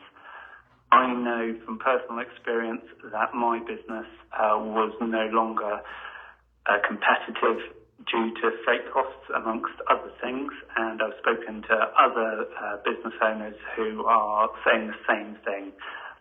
As has already been mentioned, our economy is at great risk from the current situation, let alone the situation that we foresee coming if private finance is used to fund new ships. I just wanted to know whether the passenger surface transport to the off islands from St Mary's would be included in discussions at the Task and Finish Group. Chief Executive? The short answer is yes. But also, if you recall, Councillor, in terms of the fair funding application that we put into Minister Rowley back in August, and we still await the outcome of that, I particularly and officers made the case that we don't get any concessionary fares funding at the moment. So you'll know the headlines on the mainland are all about get on a bus for £2 to go wherever you like. I keep making the point to government, there isn't a £2 bus on the Isles of Scilly. We have, inter-island boats and then to the mainland. So therefore, can we have our equivalent, please, for the Isles of Scilly? So we are making that point at every opportunity we're able to, and we will continue to. Thank you, and thank you to the officers for the report. It's very thorough and good report. Thank you. Thank you. Councillor Sims. Thank you. Before I finish with it, I just wanted to repeat a point I made earlier on, because in isolation I think it's really, really important. There's a huge amount of visceral fear bordering on terror about what's going to happen with the air links over here. You see it in comments all the time. People are desperately, desperately worried. And this is obviously, people are, because of the things that the company is saying, they tending to err on, okay, maybe that funding's not that good because it will prejudice the airline. I just wanted to make the point again, which I made earlier on. I think the airline will be as under threat, or probably more under threat, if they go with the private equity, because they've got to find £3 million a year to pay debt back, which is going to make it, I think, virtually impossible for the sea links to subsidise Tyros. Thank you, Councillor Sims. I don't see it. Oh, Councillor Bedford. Can I just go back to the very beginning about what Nigel said? Is there's a lot of public interest about this. We've got over 2,500 people on these islands that are on this journey with us to try and get a sustainable and reliable, not just sea link, but air link service. The Levelling Up money was awarded 2 years ago. I listened recently to the chief executive of Harland and Wolff, and he said if it had to go out to procurement, it would put another 2 years on, the time scales of getting these boats built. I think what the public really want to know is, when on earth are we going to get new, reliable vessels, not just for St Mary's to Penzance, but also to the off-islands? And I think it's a really good report, but the very nub of the question is, when are we going to see, new ships? Nigel, would you like to come in, please? We need to be quite brief because we're taking up a huge amount of the meeting here, and we've got other agenda items. But if you could briefly come back, I'd appreciate it. Thank you. Sure. Thank you, Chair. Councillor Bedford, you make a very good point. And what we have consistently said is that if there is to be levelling up funding used to deliver the vessels, whilst we accept there's a process you need to follow to make sure that that funding is used and is compliant with public procurement regulations, and there's a timescale built within that, as you've highlighted, that in going out and seeking tenders for that, we would also be seeking proposals for how the service is provided in the intervening period, recognising that the existing vessels are reaching the end of their operational life. They are extremely well maintained, but it's more challenging to do so. And therefore, we would also seek proposals when we go to tender for how the service is maintained in the interim, recognising that, as you say, there is a period where vessel designs have to be completed and shipyards have to produce those vessels. So what happens to the service between now and then? And that is something that we've explored through the soft market test process as well, to see what the market would do in response to that. Because we recognise it's not just about going out and buying new vessels and everything and bumping along between now and then, that you have to have a clear understanding of how these services are maintained, because they are lifeline linked services. So that challenge isn't going to go away. And how would operators respond in the intervening period to cover and make sure that the services are still maintained? Thank you. Councillor Williams, please. Yeah, I'll be very brief. I'm mindful for the last day or so we've been getting public meeting invites in our diary. I was going to ask that the Chief Exec asks our comms team to go above and beyond promoting those public meetings, giving as much notice as possible. For the last half an hour we've spoken about some really gloomy, grim, depressing subjects, haven't we? And we're about to move on to children's services, which is hardly a beacon at the moment either. So I want the community to hear and contribute to these discussions too. Last time we had a public meeting in here, we had 12, 13 people. I know Rough Island's probably percentage-wise are much better represented.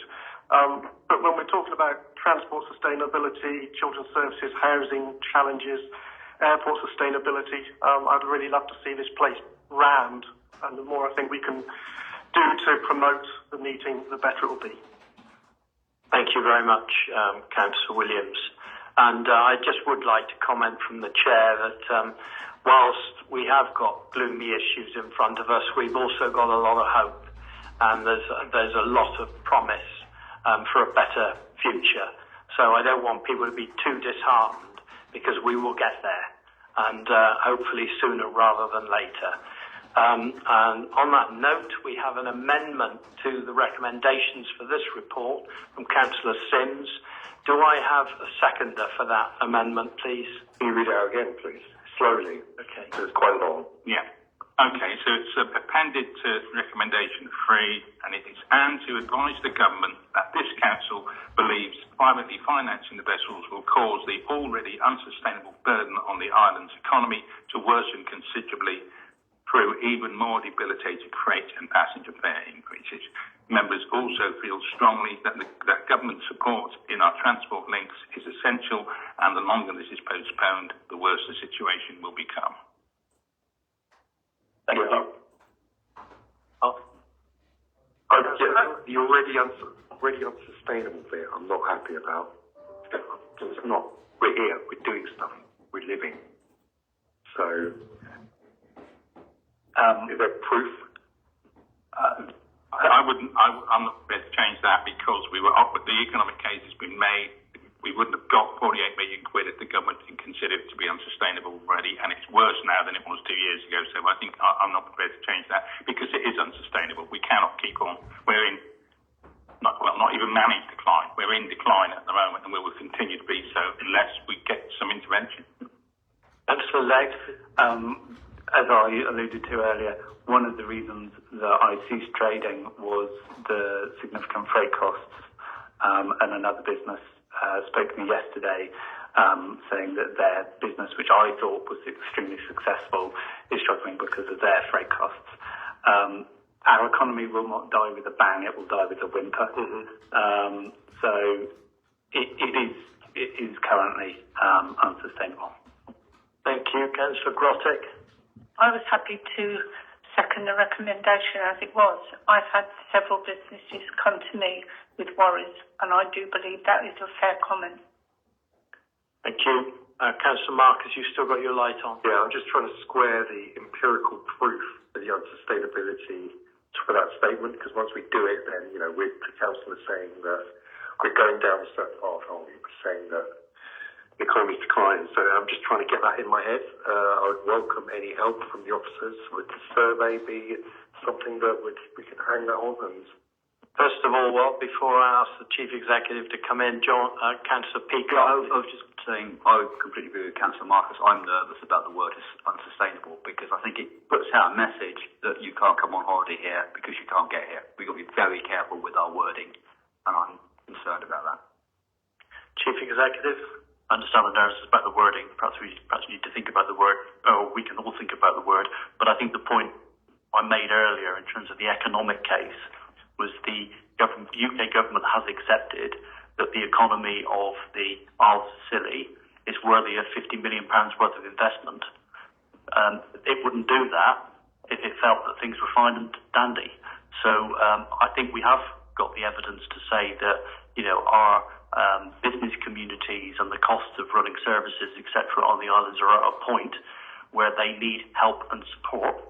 Whether you would say that, it's a different word for sustainable, isn't it? You can, as Councillor Legg said, sustainable might be a decline to a new level of X.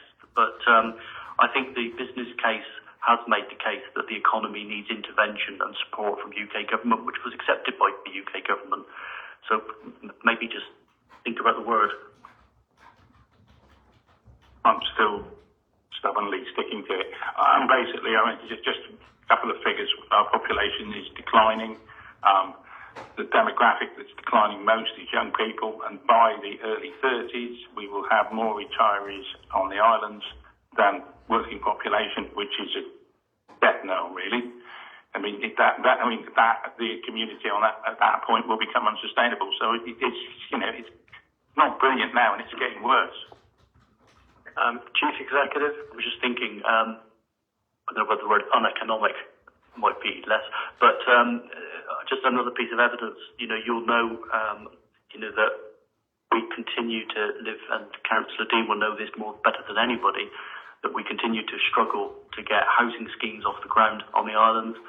Build costs, freight costs, materials costs are all being quoted back at us all the time.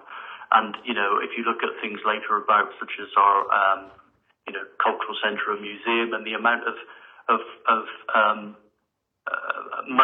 contingency money that we put in, the island contingency that we put in, is much greater than you would ever do on a mainland project.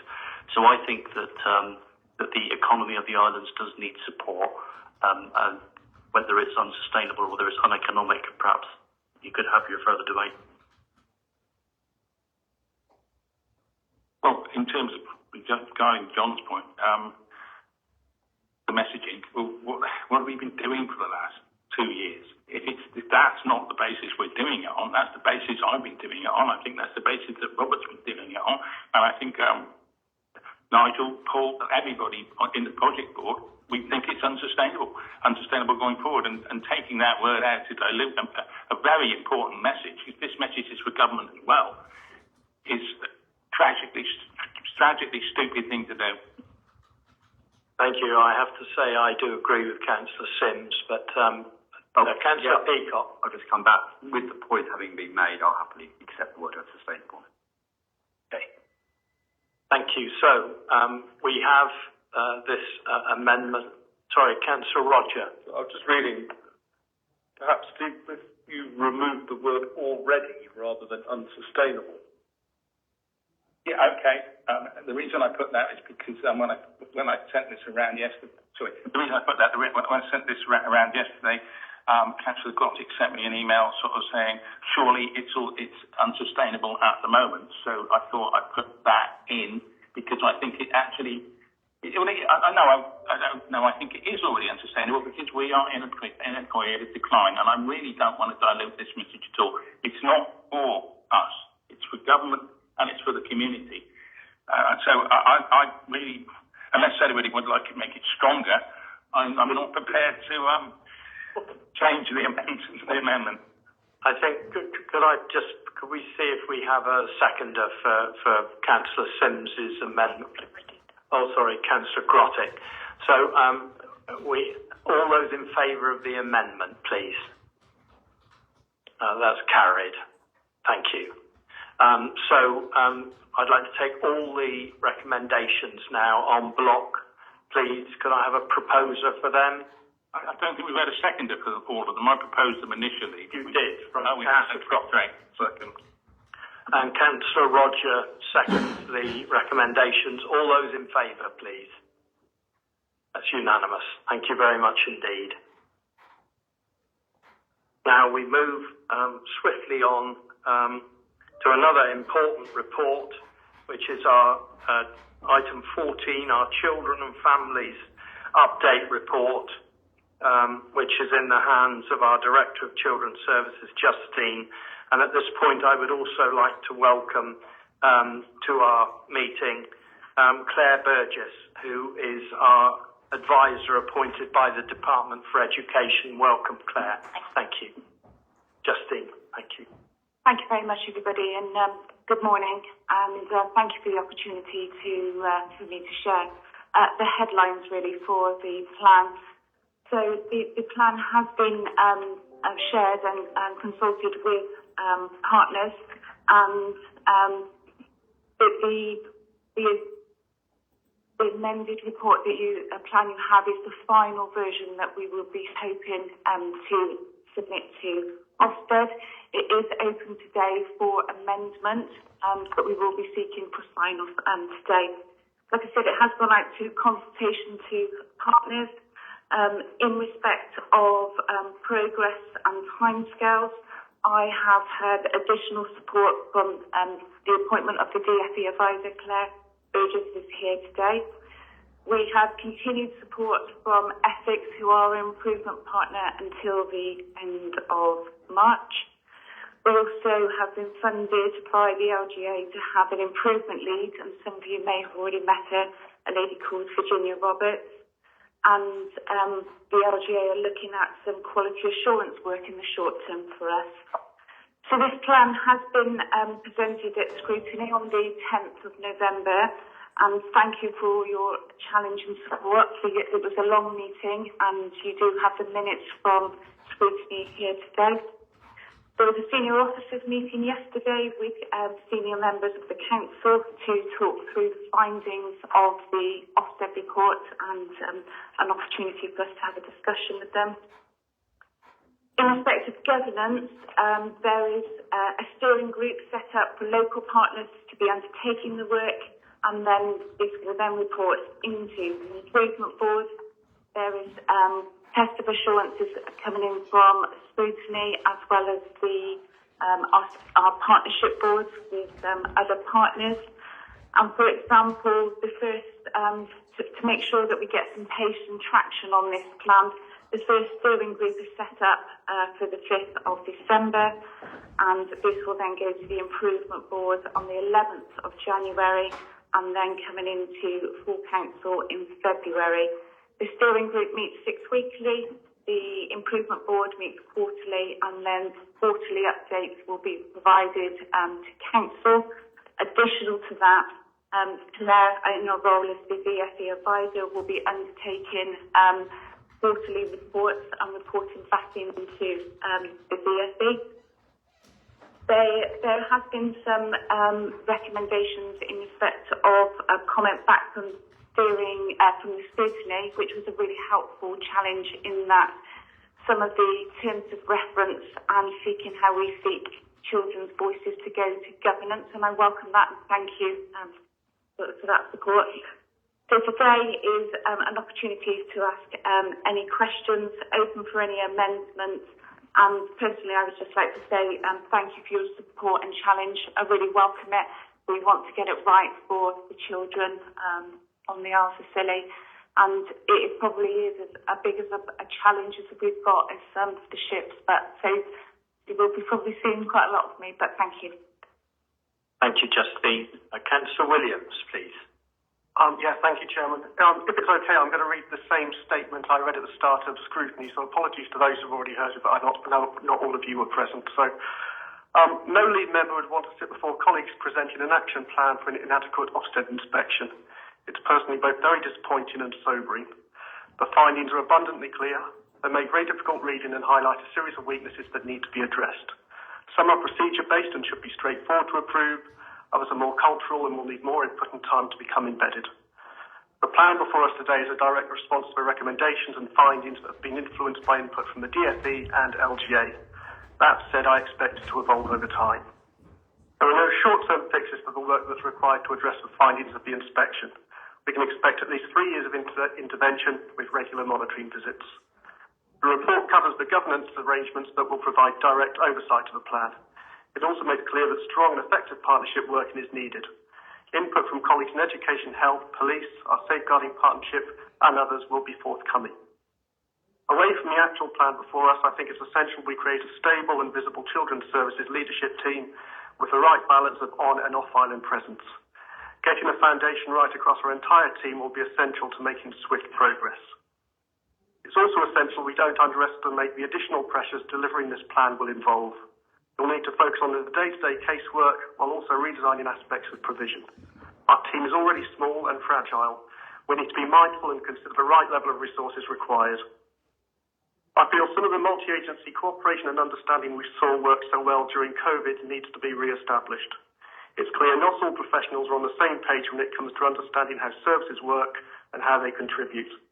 Part of this is due to staff turnover, part due to the need for more training, and part probably due to the cultural issues. I thought there is a need for us to consider how we monitor and challenge provision.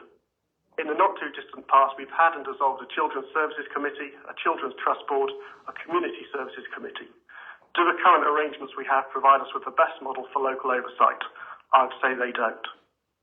Communication with our community and our other local stakeholders, including children, young people, parents, parent carers, etc., will be essential. We need to build trust. I hope their voices become much more prominent. Finally, we shouldn't lose sight of the fact the process we're on presents an opportunity to build a modern and responsive service. It won't be easy, but I'm confident things will improve. I'm also well aware there will be challenging process to develop to sustain real, meaningful change. And I was just going to add, since scrutiny on Friday, we've had the delegation of 4 DFE advisors in this room yesterday. I've had various meetings with Claire yesterday and again later today.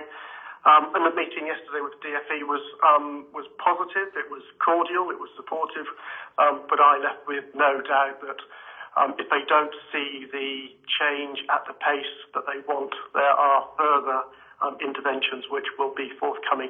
And the other key message was they expect to see services for children and young people right at the top of corporate priorities. There was no sort of negotiation on that, and I wouldn't want there to be either. So I suspect we're going to be having to give as much attention to the wider holistic approach to services for children as we are for various other aspects which we've been talking about recently. Thank you, Councillor Williams. Councillor Bedford, please. Thank you, Councillor Williams. That was a really good speech, I thought. Thank you. Just a couple of things. In the report, you said about short inspection from Ofsted. Could you clarify the difference between the short inspections and the other type of Ofsted inspections, please? So we will be currently now subject to monitoring visits, okay, for us then to have a full inspection in 3 years' time. So, I don't know if you wanted to say any more on it, Claire. I mean, children's services is one of the most regulated parts of council provision. A short inspection is a week, and if you're an outstanding or a good local authority, you get a short inspection reflecting where Ofsted perceive the council to be. So that is why you got a 1 week inspection. Most inspections are 2 weeks with Ofsted on site, and that would be for those local authorities that are RI or inadequate for a re-inspection. So you will have at the end of your period of, it's usually a 3-year period between inspections and re-inspections, you will have a 2 week Ofsted ILATS inspection because you are inadequate. But between that and that will be quite resource intensive, and we've talked a lot about that. There will be quarterly monitoring visits from Ofsted, so there will be at least 2 inspectors who come to the Isles of Scilly virtually and in person, hopefully, who will be looking at your progress around the particular areas of your service. So they will inevitably start with the inadequate services, which were your children in need, early help, that part of the service, how that all links together and how you're identifying risk. But they will look at all your services, even the ones that weren't judged to be inadequate, because they will need to be assured that they're doing their regulatory function, if you like, in assurance that you are meeting statutory requirements, and B, that you're providing good outcomes for your children and people. And I've always said to councils, see these visits not as punishment, but as opportunities, because in a way it's free consultation to see how you're getting on and how you're doing it. It is stressful. It's stressful to your officers. And I think what you were just saying, Councillor Williams, about resource is absolutely critical, because you don't have, my view, and we'll be testing this out when I'm working with you, I don't think you have enough resource in your children's services. I mean, I'm sure it's probably across the People Directorate, to enable your strategic leaders to do the work they need to do, because they're too involved in in things that you don't want to be paying those officers to do. And there is always some flexibility in that, clearly. And you have to multitask when you're in small communities. But I think there will inevitably be a cost to the Council of Lisvania. There always is in authorities and intervention. Thank you, Claire. I understand a bit about, if you're strategic level and you're still actually doing hands-on, it's very difficult. So I have walked that path myself. What worried me in this Ofsted report was it highlighted that the children at risk weren't being picked up, and I am still worried about that because, you're talking about the well-being of a child. Are you reassured with this plan that as from today, if there are children at risk on this island, that there is a multi-agency approach that's working well and those children are identified and a plan is put in place? So I should confess here, I'm also the Local Government Association Children's Improvement Advisor for the South West, so I do know the facility quite well because of the support work we've done in the past. I can't say to you, I'm sure, because I don't know. All I can say is that you have developed, and I've been able to support the development in my LGA role of prior to being appointed the DFE advisor, an improvement plan which is really thorough, which is really robust. I do this work in a number of councils across the country, so I do have a marker, if you like, about progress. So I think you're progressing as you should be at this stage of your journey, but you are just at the beginning of that journey. I would reiterate that Ofsted did not find any children that were unsafe. And sometimes they do when they do these visits. You are in a unique position here because you don't have those children in care, you don't have those children on child protection registers at the moment, but you could have, and that's what Ofsted has to test you against, really. So there's some areas around that definitely need building in terms of contingency planning, what if, how would we do it. I think for me the message I would give you is that, your last two full inspections were good, but actually if you read in the detail, if you look at the Ofsted report that has just been published, there's been a clear deterioration in services since 2019. So those actions that were identified, even though you were good, weren't acted upon, and things were left adrift a bit. So that's what we've got to do. We've got to do sustainable improvement. You don't want to be in this position again. I think the visitors that came from the DFE, and I'm contracted by the DFE, I don't work for the DFE, I'm contracted because of my subject sort of expertise. I am social care, I'm a social worker by background, and I've been doing improvement work for about 11 years now. But I work across a lot of councils, so I can see where the potential is that things aren't going to go maybe as fast as they need to go, or don't have that commitment from political leadership and the corporate leadership. And that is not the case here. And I think your DFE colleagues, my DFE colleagues left yesterday being sure that there is a real corporate commitment, there's a real member commitment, political commitment to putting these things right. And they're not huge because you've got small numbers of children, but a lot of it has been some of those systems and processes, how you collect your data, where's the line of sight for that data and performance and quality, who's been overseeing that and challenging that within the council. You need to have a system that is self-writing so that you can identify yourselves when things aren't going at the pace they need to go to, or perhaps performance has deteriorated. So that will be my role. So I have approximately 6 days a week working with you. Not a week. It feels like a week sometimes. Which will enable me to do the support part of my role as well as the challenge. So I'm here as a critical friend and providing assurance to the Minister and Secretary of State about how you're doing, and that will be through my reporting back through the DFE. But equally, I'm here as a resource to find some capacity to support your improvement. And I know Justine and I have been talking about some of those areas. Can I go back to my question with Justine, please? Thank you, Claire. It said children and families rarely get the help or protection when they need it. The extent of risk and need is not often well understood. I take what you're saying, Claire. You can never say no child's at risk. But I would like to understand today that because this was highlighted and identified, there's less chance of a child falling through the net. Yeah, I understand that, and I totally understand your concern and the concerns raised. So in respect to personnel, we have changed personnel within children's social care, so the assessments weren't good enough. They weren't analytical enough.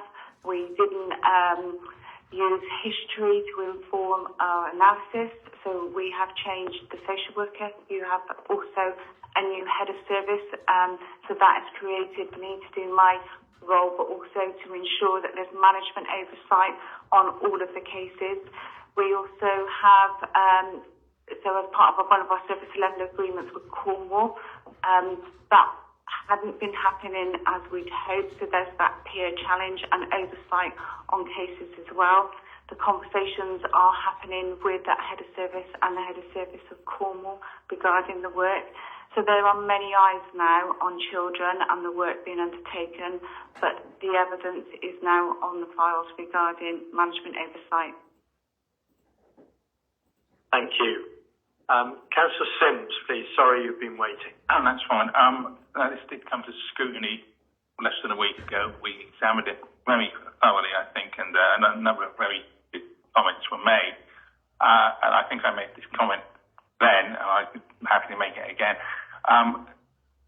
We've been lucky, really, that there hasn't actually been any, if you like, actual harm done, which is a similar situation when the airport was put into special measures. No planes had come down badly.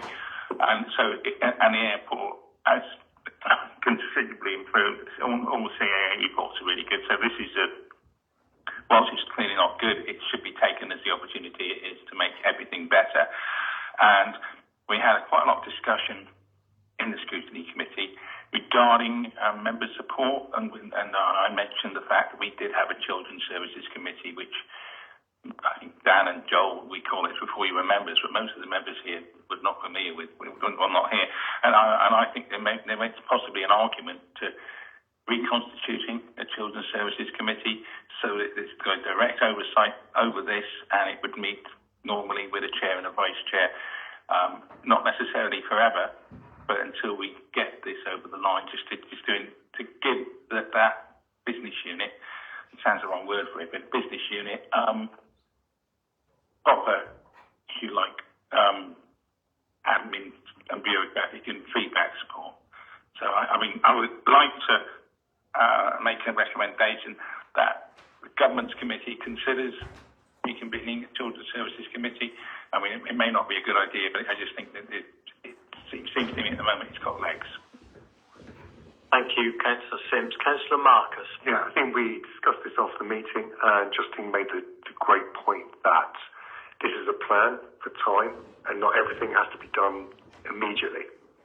It's better to take some time and evaluate what's going to have the most impact and be the most efficient use of resources, because as we said, resources are limited.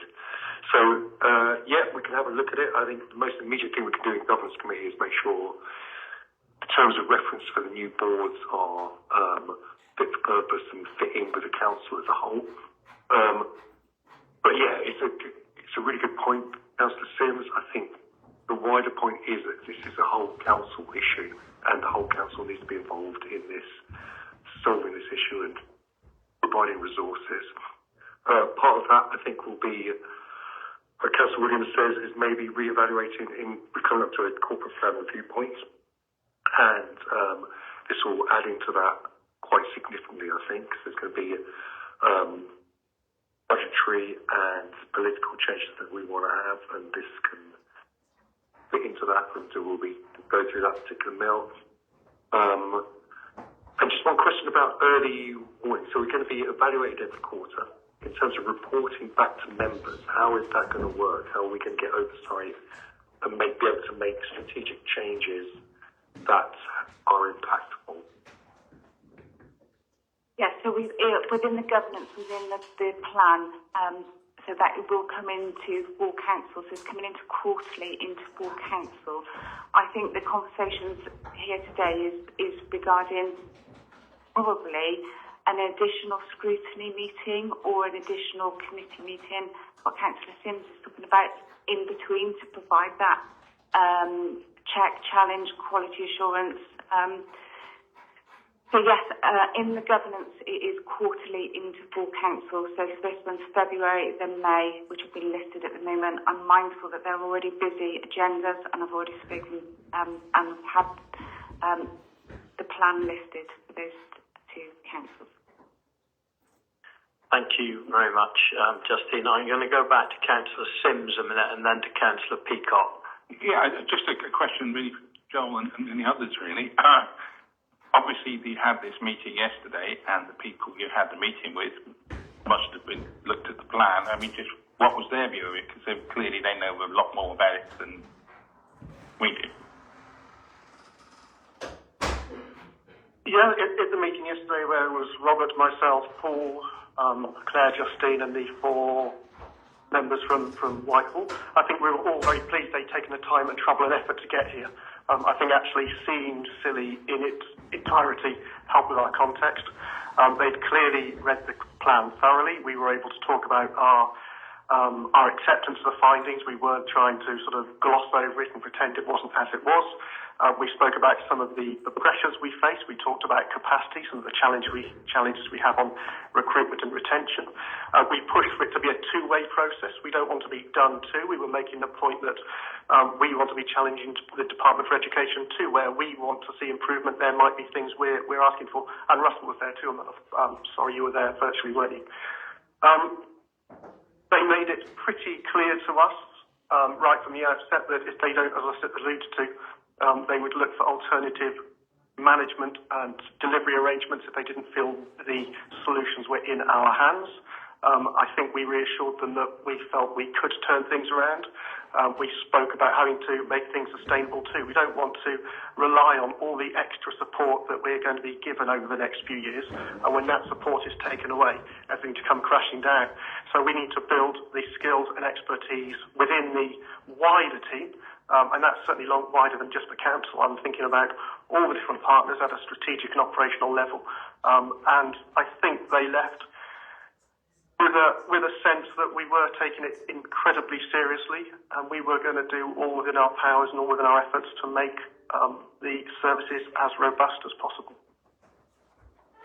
Okay, thank you. Councillor Peacock, please. Yeah, I just I don't want to jump the gun here with Russell's discussions with budget. I just want to clarify in my own mind that we have the resources to achieve this. We're not actually going to be stymied by finance. Thank you, Russell.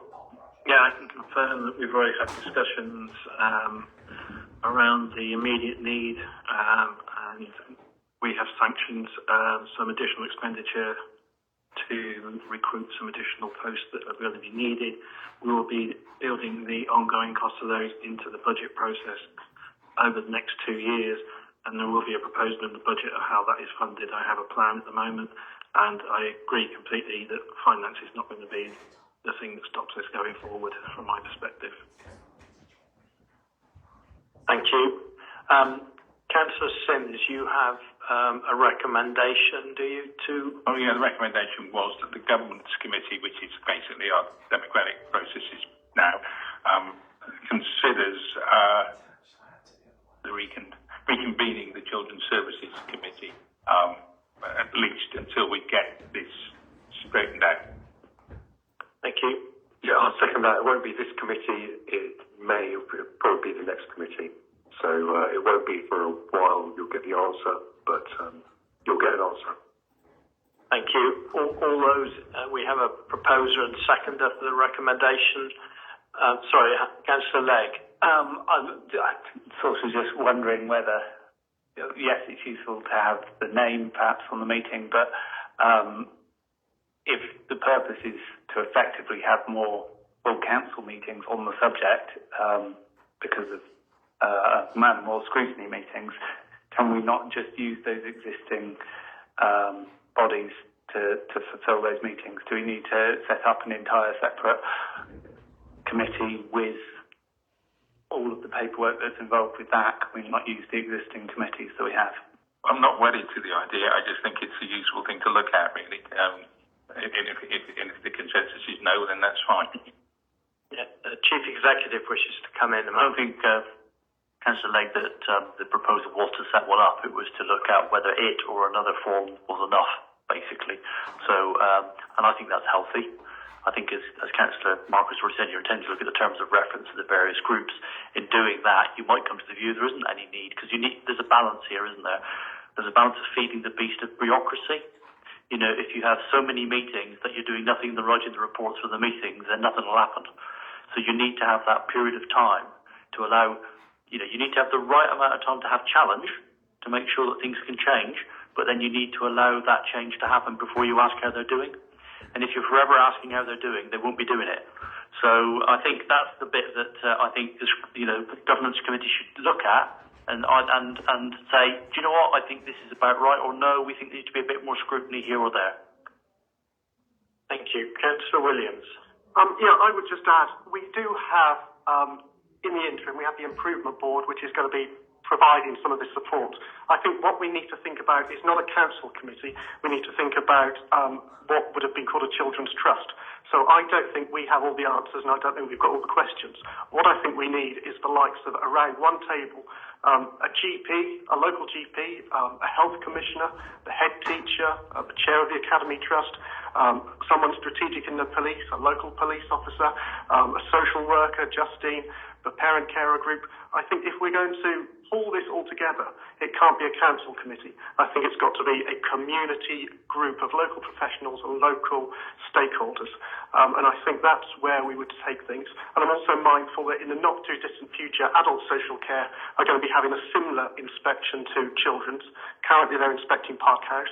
They're going to be inspecting the CQC, all the different elements of that. So I think there's a place for children and adult professionals to come together. So I wouldn't see it as a children's council committee, but I think we need a group of local professionals and mainland-based experts who can talk in the round, talk holistically about how the services are working together. Because that's one of the criticisms. We're not on the same page. You ask a health visitor a question, you ask a midwife a question, you ask the GP a question, you ask Justine a question, and they're not hearing the same answer. And that's where one of our weaknesses is. Thank you. Claire. Just following on from that discussion. So I will be the chair of your improvement board. So it's an independent chair. And if you like, that improvement board is parachuted in, if you like. I'm parachuted in to make sure that that is there until you can decide and build your own arrangements. But the fact of the matter is that you did not have and I'm, not just you as members, but the council and partners did not have the line of sight around practice, quality and impact for children and young people around your children's services. Because if you had, you'd have had that sort of self-writing system where you'd have seen, well, that's deteriorating. We need to do something about that. How's that happened and what's the impact? So that will be what I'll be supporting you in developing, because it has to be sustainable. And you're absolutely right. And I think the governance that I've been working with Justine on and colleague is around, so what do you need in the short term, and then how do you build that in the longer term? So most councils would be told by the DFE that they have to have a monthly improvement board. But they have people and they have quantities of volume, if you like, of children and young people. So the DFE have agreed that it will be quarterly, because it made no sense to me for us to be saying monthly, because you're not going to be measuring any progress in the month. So it is quarterly. That's very unusual. And I think, as you were saying, Joel, I think that's a real recognition by the DFE that this is different and the context is different. But at the end of the day, you need to be thinking about how do you get your line of sight into the quality and performance of your children's services system. And that is obviously the council, but it's obviously your partners as well, because as well as this is a strategic partnership, safeguarding partnership that you're part of, which covers Cornwall and the Isles of Scilly. And again, they haven't picked up any of these issues. So it's about how we build those robust governance and line of sight arrangements. How you do that is within your gift. Thank you. Councillor Sims. Well, it sounds to me like it's going to come to government irrespective of my recommendation, so I'm quite happy to withdraw it because it's going to... due process is there for it, I think, already. Thank you. Okay. Thank you very much. So you have the two recommendations in front of you, councillors. Could I please have a proposer for their adoption? Councillor Williams, seconded. Councillor Peacock. All those in favour? It's unanimous. Thank you very much. And I would just like to say from the chair that I thought it was a very good meeting with the Department for Education yesterday. I thought Justine and Councillor Williams did extremely well. We made it absolutely clear that we fully accept the responsibility of our failings, and we accepted that fully. But I was very impressed with the plan that's already being put in place very quickly, and I have no doubt whatsoever that we will deliver on that plan with the help of Councillor Williams, Justine and Claire, and we will get to a place in due course where they will be very pleased with the outcome. So we do take our responsibilities for children on really seriously, and I'm really impressed with how this is moving forward. Thank you. Right, we move swiftly on to item 15 on our agenda, which is our second quarter financial report in the hands of our 151 officer, Russell. Thank you. Yeah, thank you, Chair. I'll take you through the report as quickly as I can. Bear in mind the time we've already spent here this morning. Just try and draw your attention to the key messages I want to get across. As I say, the report is set out. I'm assuming that members have had a chance to read it. It's the financial performance to the end of the second quarter, i.e. 30th of September. The key messages I want to get across are, in terms of the revenue budget monitoring, we are actually forecasting at the moment a fairly significant overspend for this authority of about £360,000. That's predominantly down to three key areas. There are a set of a table set in the report that sets out the variations to the budget that are there, but the key messages are a big chunk of it is 21% reduction in activity at the airport, which is creating a budget pressure of about £200,000. The pay award, which we put an allowance in, but the pay award has been better to staff, which is probably a good thing, but it's cost us more. And one of the key reasons for that is that, obviously, as we're all aware from the cost of living, etc., and the national picture, inflation is staying higher for longer, which we didn't anticipate when we put the budget together, which means the pay award was larger than we anticipated. That's about £94,000. And the third bit is that, as members are aware, both in children's services and in adult services, we have had to rely on agency staff to keep services running for the first 6 months of this year on a significant basis. That is an expensive model, and that's putting pressure on the budget as well. I'd like to report back that I think in the adult space there's been some recruitment in the last 2 or 3 weeks which will help take some of that pressure off. And again, in the adult space, most of that increased cost that we've incurred has been thankfully mitigated by increased fees from the care home due to the mix in numbers. So we have had some good budget variances the other way, which have helped mitigate the overall position. Otherwise, it could have been worse. But we are sitting on a picture which is looking, not great for the authority. It will need a draw from reserves at the end of the year. That will be affordable within the level of reserves we got, but we'll start bringing the level of reserves down towards where the red line is, in my view. We were comfortably above it when we set the budget, but we're going to start coming back down now. We built up over the last couple of years quite nicely the reserves. We will now draw on them, which is what we need to do when we have a shock to the system. But we need to stop that shock to the system going forward. So setting the budget next year is going to be a key part of dealing with this overspend today. Obviously, the message that's gone out through Paul and the operational leadership team is that we need to double down on making sure that we are spending money wisely now, keeping in within the regulations and tightening our financial control mechanisms, and we look to how do we address these key overspends in the future. So obviously there's a big part of the airport going forward of how we address that next year, and we've obviously taken action already to look at how we deal with the agency staff pressure and try and recruit permanent staff who can live on the islands. Justine is already looking at recruitment, and obviously the intervention that we have made in housing this year in terms of providing more accommodation should help that. So we have made strides into making some of the actions we need, but we need to follow that through and need to feed that into the budget setting process next year. As I say, I don't want to take away that it is a fairly significant sum and is a worry, but our key thing is to make those good critical decisions going forward to bring ourselves back under control. That is probably the biggest key message. Quickly running through the rest of the report. Capital programme is online. We don't see any problems there at the moment. In fact, spend has been very good in the first half of the year compared with previous years.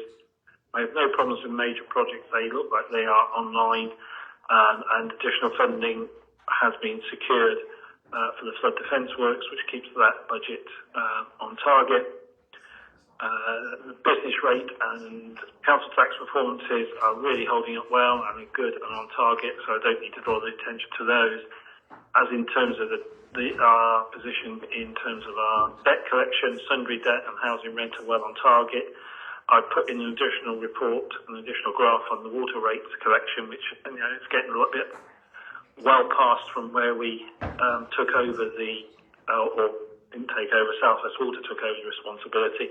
But actually, the piece of work I did with the additional graph shows we have and are chipping away at that bit by bit. It's taken some time. There will be a residual sum, but it's far better than perhaps where I was thinking we might have finished 12, 18 months ago, because obviously we did have the impact of COVID, which really came at a very poor time for those water rates. If you're collecting outstanding debts, the best thing is the sooner, where you strike while the iron's hot is your best chance of recovering that. COVID prevented that, and the courts were in a significant backlog of being able to collect outstanding debts if you wanted to take it through that process for a long period following COVID. Payment performance is holding up, good payment performance overall, good payment performance to our local suppliers. The stretch target of trying to pay them within 14 days we are struggling against.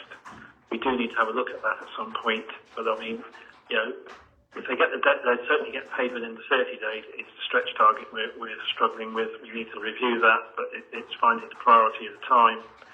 And we have set out the changes to the Treasury management indicators that we have to do for a statutory basis in our financial report on a regular basis as part of the Code for Treasury Management. So I set those out, and there is no real significant changes from those that were set out at the beginning, set in the original strategy at the beginning of the year. They have been updated and are there for you. I'll leave it at that, considering time, and take questions. Thank you. Thank you very much, Russell. Councillor Grottick, please. Thank you, Chair. And thank you, Russell, for another clear and informative report. As Russell has outlined all of our challenges ahead and given the time frames and the agenda, I certainly won't go through them again. But I will say that colleagues have been given understanding that there are difficult and possibly uncomfortable decisions ahead. There are several big-ticket items that we need to address. We are planning that we have our budget public meeting earlier in December so that we can have input into our community, from our community, and give them an update as the budget process continues. Just to finish, the work on the budget will continue this afternoon at 1:15 with an update from Russell in the chamber and on Teams. Should members be able to attend, you would be most welcome, and there will be further meetings as soon as we can confirm the dates. Thank you very much. Thank you. Councillor Peacock, did you want to come in? Yeah, only just to say anecdotally, I've noticed that there's been a slowdown in payments certainly to me, the council, worth. It may well be because staff were on holiday with the PO system. It's noticeable. Thank you. Councillor Marcus. Yeah, I just did a quick bit of math. So the additional employment and agency staff in young people's was 163. In adults, it was 277. So that's quite a lot of money, isn't it? 400 odd thousand. So hopefully, like the point you made, the investment we've made in property should bring that down, hopefully really quickly as well. So that's a potentially good piece of news for the budget going forward. But yeah, that's kind of what I'm saying. Oh, and sorry, 21%. You said the airport numbers are down 21%. 21%. So that's 5 people not coming who were coming last year. By plane. I just want to reiterate that. Just come back. I mean, that's 21% down over the busiest period as well. So even if we have a significant uptake against normal winter numbers, it's not going to recover the situation now. Thank you. Councillor Williams, please. I don't know if you could answer it, but roughly is it twice or 3 times more expensive to employ an agency member of staff as opposed to having a conventional employee that we're paying national insurance and all those sorts of things to, or is it more than that? I think it depends on the individual case, but it can be very, very significant if you've got people on agency staff. Not only are you paying for their employment costs in terms of their pay, etc., which obviously agency staff take risk in terms of short-term contracts, etc., so they expect to be paid much, much higher. But there's also the cost that with agency staff that we tend to cover that cost of travel and accommodation while they're here as well, whereas permanent staff who are here on a permanent basis, there's different arrangements. Obviously, there's transport costs and any housing costs, etc., accommodation. Existing staff would be, permanent staff would be expected to contribute towards, if not pay the full cost. So it isn't just the salary, but the salaries are expensive. I mean, if you look at day rate for staff, I think employed staff is probably, I don't know off the top of my head, between £100 and £200 a day for somebody. When you start getting to agency staff, you're £400, £500, £600 a day. So it is that sort of markup. Thank you. Councillor Bedford, please. Thank you. It's just a query, and I did actually send Nicola an email, because quite a few things have had a budget allocated for them, and either 10% or 0% has been actually spent to date. I'm actually quite worried about that, because that's 6 months into, the year. But where I've worked before is if I hadn't spent my budget by the end of the year, it was taken off me. So, do we do that here? No, we don't, as I say, and I think you're particularly referring to the capital programme, where it is harder to gauge the capital programme because the expenditure is not on a regular basis. As I've said previously, revenue expenditure is recurring expenditure and tends to follow a pattern that recurs on a regular basis, monthly, weekly, quarterly. Capital expenditure is lumpy. Projects come in, they spend. Projects have different spend profiles. It's not unusual to have projects that don't spend in the first half of the year because, sometimes they're a replacement of 1 or 2 vehicles, for instance, and those just happen all of a sudden in 1 month. So that you don't get a 12th of the vehicle replaced every month, you get it whack in one go. I'm not too worried at the moment. In terms of capital, we do review the outturn.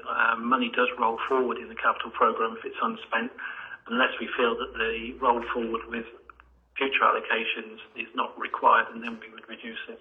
Okay, thank you. Thank you. Councillor Dean, please.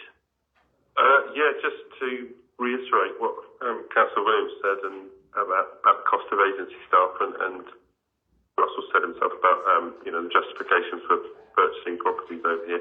I wonder how much justification we can get from this to invest more in our housing stock. We're still in a housing crisis, and we're still struggling to get third parties to build over here. So I'm not expecting an answer. I'm just throwing that out into the room because of the ongoing costs of agency staff, among other things. But I suppose the main headline for me is, what on earth are we going to do about the airport? But I guess we'll talk about that in our budget meeting later. Respond back very, very quickly on terms of the accommodation. We are actually reviewing how much accommodation we now have with the various units we've purchased, plus the ones we've entered into leasing arrangements, to just see what our holdings look like against what we think the future demands are against the workforce plans, and then we'll come back to you if there is a need to look for further property investment or not, but we're doing that review at the moment. Okay, thank you. So could I have a proposer, please? Councillor Grottick, and seconded by Councillor Dean, to note the report, and all those in favour, please. That's unanimous. Thank you very much. Thank you, Russell. Item 16 on our agenda is the proposed arrangements to replace the Local Enterprise Partnership in the hands of our Chief Executive. Thank you, Paul. Thank you, Chairman. I'll be brief. Members might not be aware, if you're not in this world, but local enterprise partnerships were formed probably over 10 years ago now, I guess, by this government, in order that the economic priorities for a place and the economic investments in a place using public money were business-led, and therefore they were organisations that needed to be formed that were arm's length from councils. Different models popped up around the country. Some actually formed themselves as individual companies, for example, with their own finance teams, etc., etc. That didn't happen in Cornwall and the Isles of Scilly. The arrangements we've had for the local enterprise partnership in Cornwall and the Isles of Scilly, I think, has worked quite well, in the way that the staff were in effect seconded from the local authority into the enterprise partnership, so they were dual-hatted in effect. But nationally, quite a lot of angst began to arise politically because these bodies were making investment decisions, and there was an argument that they weren't democratically led. They had to be led by the private sector. And that argument has grown over the few years that have passed, to such an extent now that the government has decided to withdraw local enterprise partnerships from the 31st of March next year. So the role of local enterprise partnerships, which in a nutshell is to agree an economic strategy, to agree the priorities for investment of public funds when they become available, and to monitor those investments in terms of their outputs, will move back to principal authorities. Then you get into, so which authorities are we talking about? We were having debates ourselves, if you remember, members, about whether we could be completely separate and have our own, etc., etc. The guidance, which has only come out recently, late, has made it very clear that the economic areas must be a minimum population of 500,000 people to be accepted by the government. And therefore you are back to the construct being either with Cornwall and ourselves, so pretty much, as was before, or wider. And I don't think, from a Cornwall perspective, the idea of going to Devon or Dorset or Wiltshire would go down well either. So the proposal today is that we have to, both councils have to put a proposal to government by the end of November for an affected geographical area, and the proposal is for it to remain as Cornwall and the Isles of Scilly. But with two changes, one already agreed and one to be worked on. The second is that there will be, though, an economic business forum that would be bespoke for the Isles of Scilly, as opposed to being one just for Cornwall and the Isles of Scilly. And there will be a joint one linked as well, but I made very clear to Cornwall that we felt that there should be our own independent voice, and talk to Councillor Roger about that as well. And the second is that the democratic body, the Joint Prosperity Board itself, we feel is ripe for a complete review. in terms of the way it works. We don't think it works particularly well at the moment for ourselves or for Cornwall, to be fair, and therefore part of the application is to say that we would review the democratic body that would oversee the economic priorities for Cornwall and the Isles of Scilly. So it's an application that goes into UK government for them to have a look at, and then will obviously come back to us before final implementation in March of next year. Thank you, Chief Executive. Councillor Grothick, please. Thank you, Chair. As the Chief Exec has noted, we've actually got little choice in this matter because the government has decided on the size of the economic area they're prepared to engage with. However, I would say we are fortunate in that we can build on good relationships between the two local authorities and private enterprise that the LEP has enjoyed for some years, and I've certainly enjoyed sitting as your representative on the LEP. We've had some good discussions. There is a LEP meeting on the 29th of November, which hopefully the Chief Exec will be able to attend as well. And in the interim, I will continue to have discussions with 151 officer and the Chief Exec about any points we want to make. Two main points for me are that sustainable tourism is front and centre of our economy, and at the moment we're just being given one seat on that board that will discuss that. It's possible that we either have two, I think, or that we have a deputy, a recognised deputy that can attend when the first representative cannot, so that our voice will also be heard.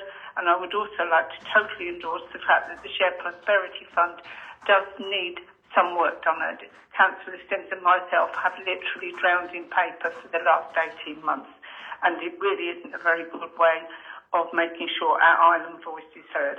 This is part of a wider debate on partnerships and our role in them as a small unitary authority with so many responsibilities, and we will do our best to ensure that our voice is heard, how best to engage with partners, and of course any key decisions will come back to full council. Thank you. Thank you. Councillor Peacock, please. I'll be very brief because I'm aware of the time, but a couple of things flagged me as slightly worrying with this. Section 4, there are a number, they're talking about clawback and the investment of those funds, but on each of the clawback it says it will be redistributed on population measures, which means we will get diddly squat because we are 0.00 something well a percent of the total population of 50,000. Can I just make sure that the officers are obviously aware of that, but just highlight that as a concern of mine? Yes, noted. I'll make sure that goes back, because I mean the reality of it that if you remember on the Shared Prosperity Fund, there was a debate around whether it would be a pro rata allocation per population, and to be fair, colleagues in Cornwall, we got a much greater allocation than that, and we will continue to push for that to happen. But I'll make sure that point is amended in the application. Thank you. Councillor Bedford. Thank you. It was just really a clarification. I understand this is a government, we've got to do it, the government says. And so apparently they had a consultation between March the 17th and May the 19th this year with all local authorities and to engage about what they thought. I actually don't remember this being brought. Was there local engagement with us? Yes, there was. I mean, I don't blame you, to be honest. I did actually circulate it to all members at the time. But the key debate, to be fair, would have happened at the Local Enterprise Partnership, of which Councillor Grothick was on. So I think we did make the case at that point, in terms of our response, that we wanted to discuss whether or not we could have our own economic entity, and made that point in the return. But obviously, the government has made its view on the size of the population. I think there was a worry, Councillor Bedford, that the government was going to push for it even bigger. There were talks of 1 million at one point was being talked about as being the economic entity size. So at least, if you agree with it, it does remain that we can be Cornwall and the Isles of Scilly. A couple of quick points. Talking about a business improvement district survey is going out, which I know it has a different funding mechanism as it comes forward.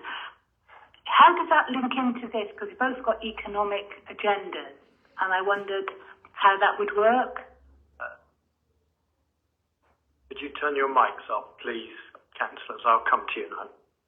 But Councillor Roger might want to mention it. I think there's slightly different things, Councillor Bedford. The Business Improvement District proposal is currently out for consultation with local businesses.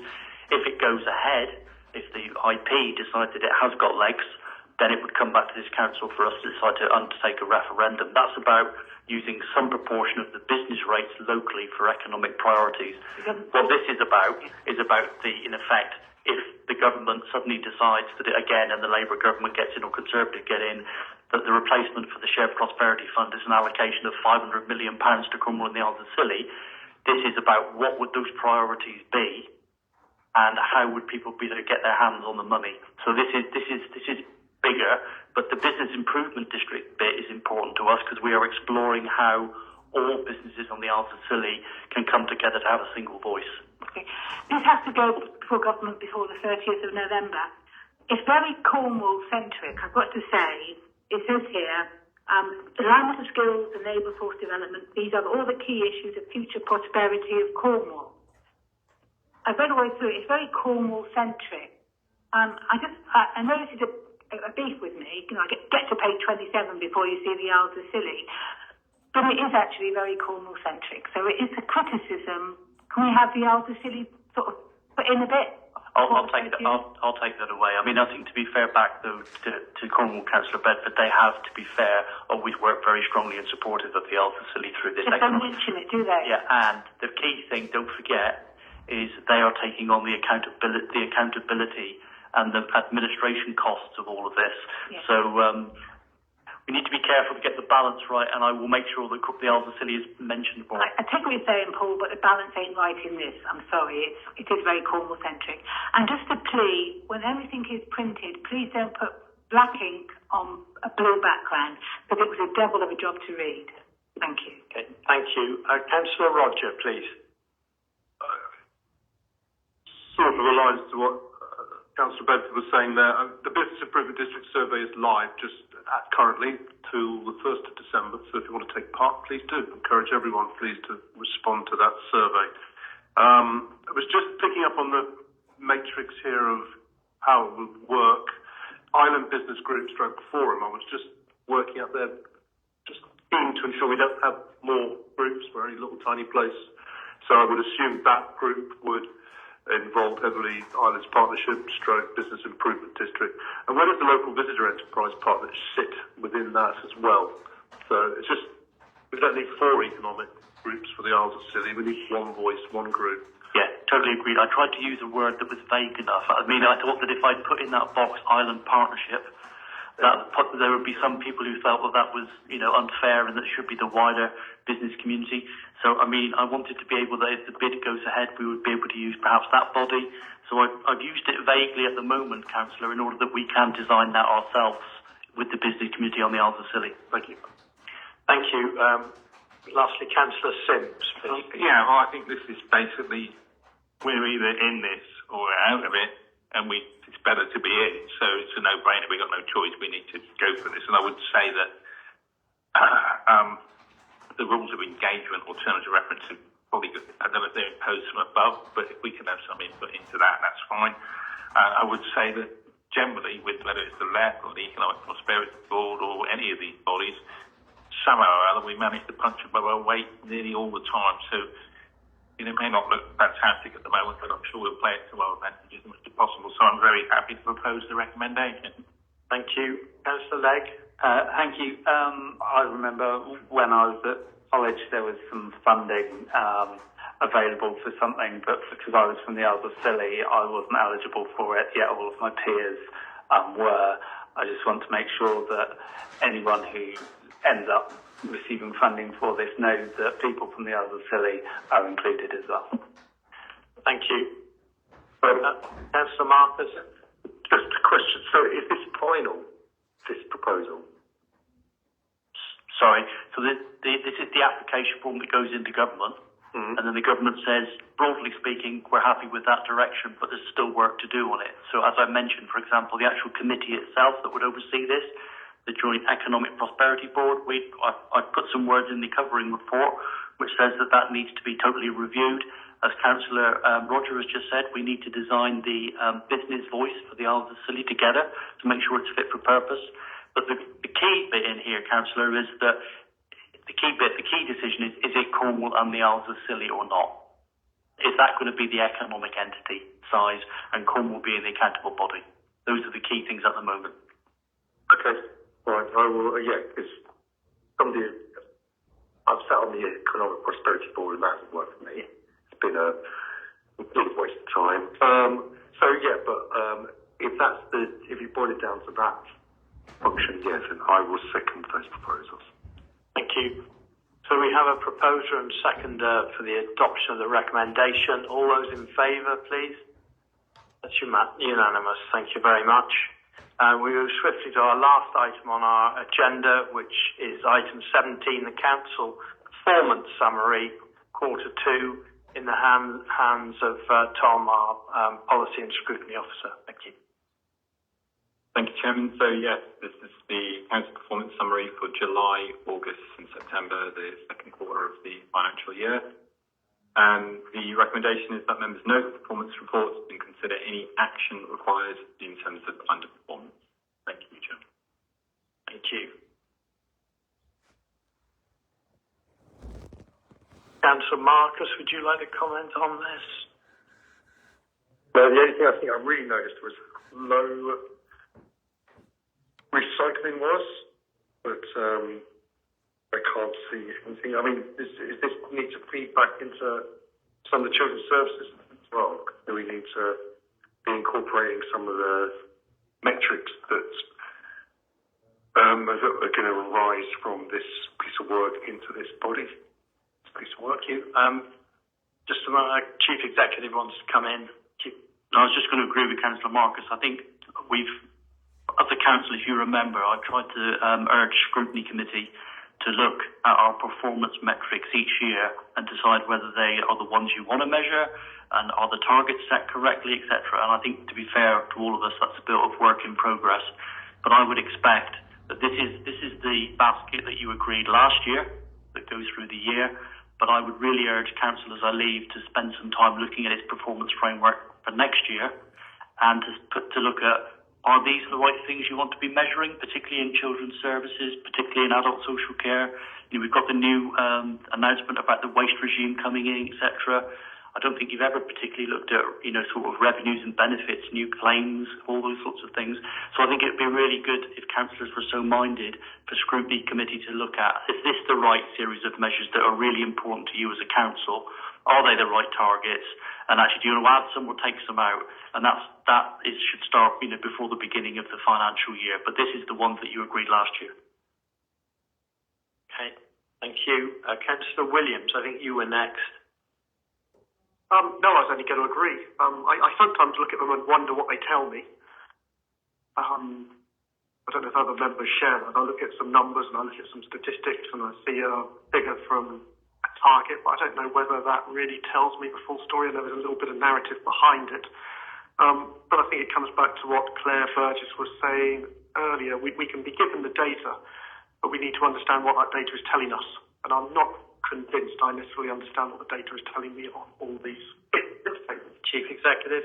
Totally agree. I mean, I think a lot of these indicators, these sort of definitions of them are laid down nationally, and of course that is important because I've been telling you that this new government body is coming along, which is doing league tables and all that sort of stuff. But I think it's why that last month meeting, when we did the performance list, if you remember the performance report, one was that we really embedded monthly lead member meetings with senior officers to go through the service plan, go through the metrics, go through the finance every single month to know that you're on top of what your officers are doing in those particular areas. And I think that's work in progress for all of us, really. So I think, I think that's a telling comment, because we're not doing our job properly, are we then? Because you as lead member for children should actually say, actually, these are the indicators that I want, and I do understand them, and therefore we've got to work together to get that stronger, I think. Thank you. Councillor Simms, please. Just looking at the airport figures here, it looks like we've got a 437,000 overspend so far this year. Is that correct? Overspend spend is about 200,000. Yeah, that's what I thought. That's what's confusing me. It just goes that the quarter one 95,000, quarter two just over 360. That's not the airport. Okay, now that's the total. Fair enough. That makes a huge. I'm hugely relieved. But I was just thinking. I mean, the airport. Obviously, this year has not been a particularly normal year. There's been strikes. The helicopter's been out of commission for quite a big long period, and it's sort of 200k now, roughly, isn't it? What would we normally expect? Because I'm just querying really. Do we sort of have a probably not the right word, but I think you know what I mean. Do we have a sort of structural deficit with the airport, i.e. we expect it's going to be 50, 60, 70 a year ongoing, and there doesn't seem to be a great deal we can do about it? No, we set our financial plan at the beginning of the year with what we thought we would achieve. We'd already removed the numbers downwards over the last 2 years to reflect reduced activity. When we set that target and that budget in February, we thought we would achieve it.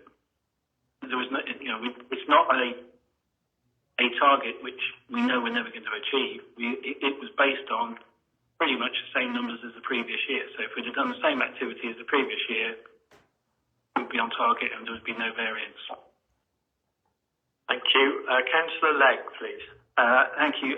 One of the things that was raised earlier was about waste. So within the year, when there are less tourists on the island, the recycling diversion rate will go up, and we're hoping to address this by looking at commercial waste and how that's handled altogether. So there's one issue that's been brought to me was that if you're letting out a holiday let for a week and you want to empty out all of the rubbish bags, then you don't want to be taking away half a bag of either one. You want to take away one full bag, and so therefore it's cheaper to just have a general waste and not have 2 bags that you're paying twice as much for. So we're looking at new ways of doing that, but they're in pipeline. In terms of the sort of paper as a whole, I think it would be really helpful to have some historic data as well, which would allow us to see recurring trends, which is something that was mentioned earlier. You know, it's hard to see a decline when you're only looking at a year's data, but if you're looking at the last 5 years of data, then you can see trends better. Thank you very much, Councillor Legg. I'm sure we will take that away. So could I please have a proposer and a seconder for the recommendation? Thank you, Councillor Peacock. Seconder, please. Councillor Sims. All those in favour? It's unanimous. Thank you very much. And with that, I'll close the meeting. I apologise for the length of the meeting, but we've had a lot of serious papers to deal with today, and thank you all for your effort and involvement. Thank you.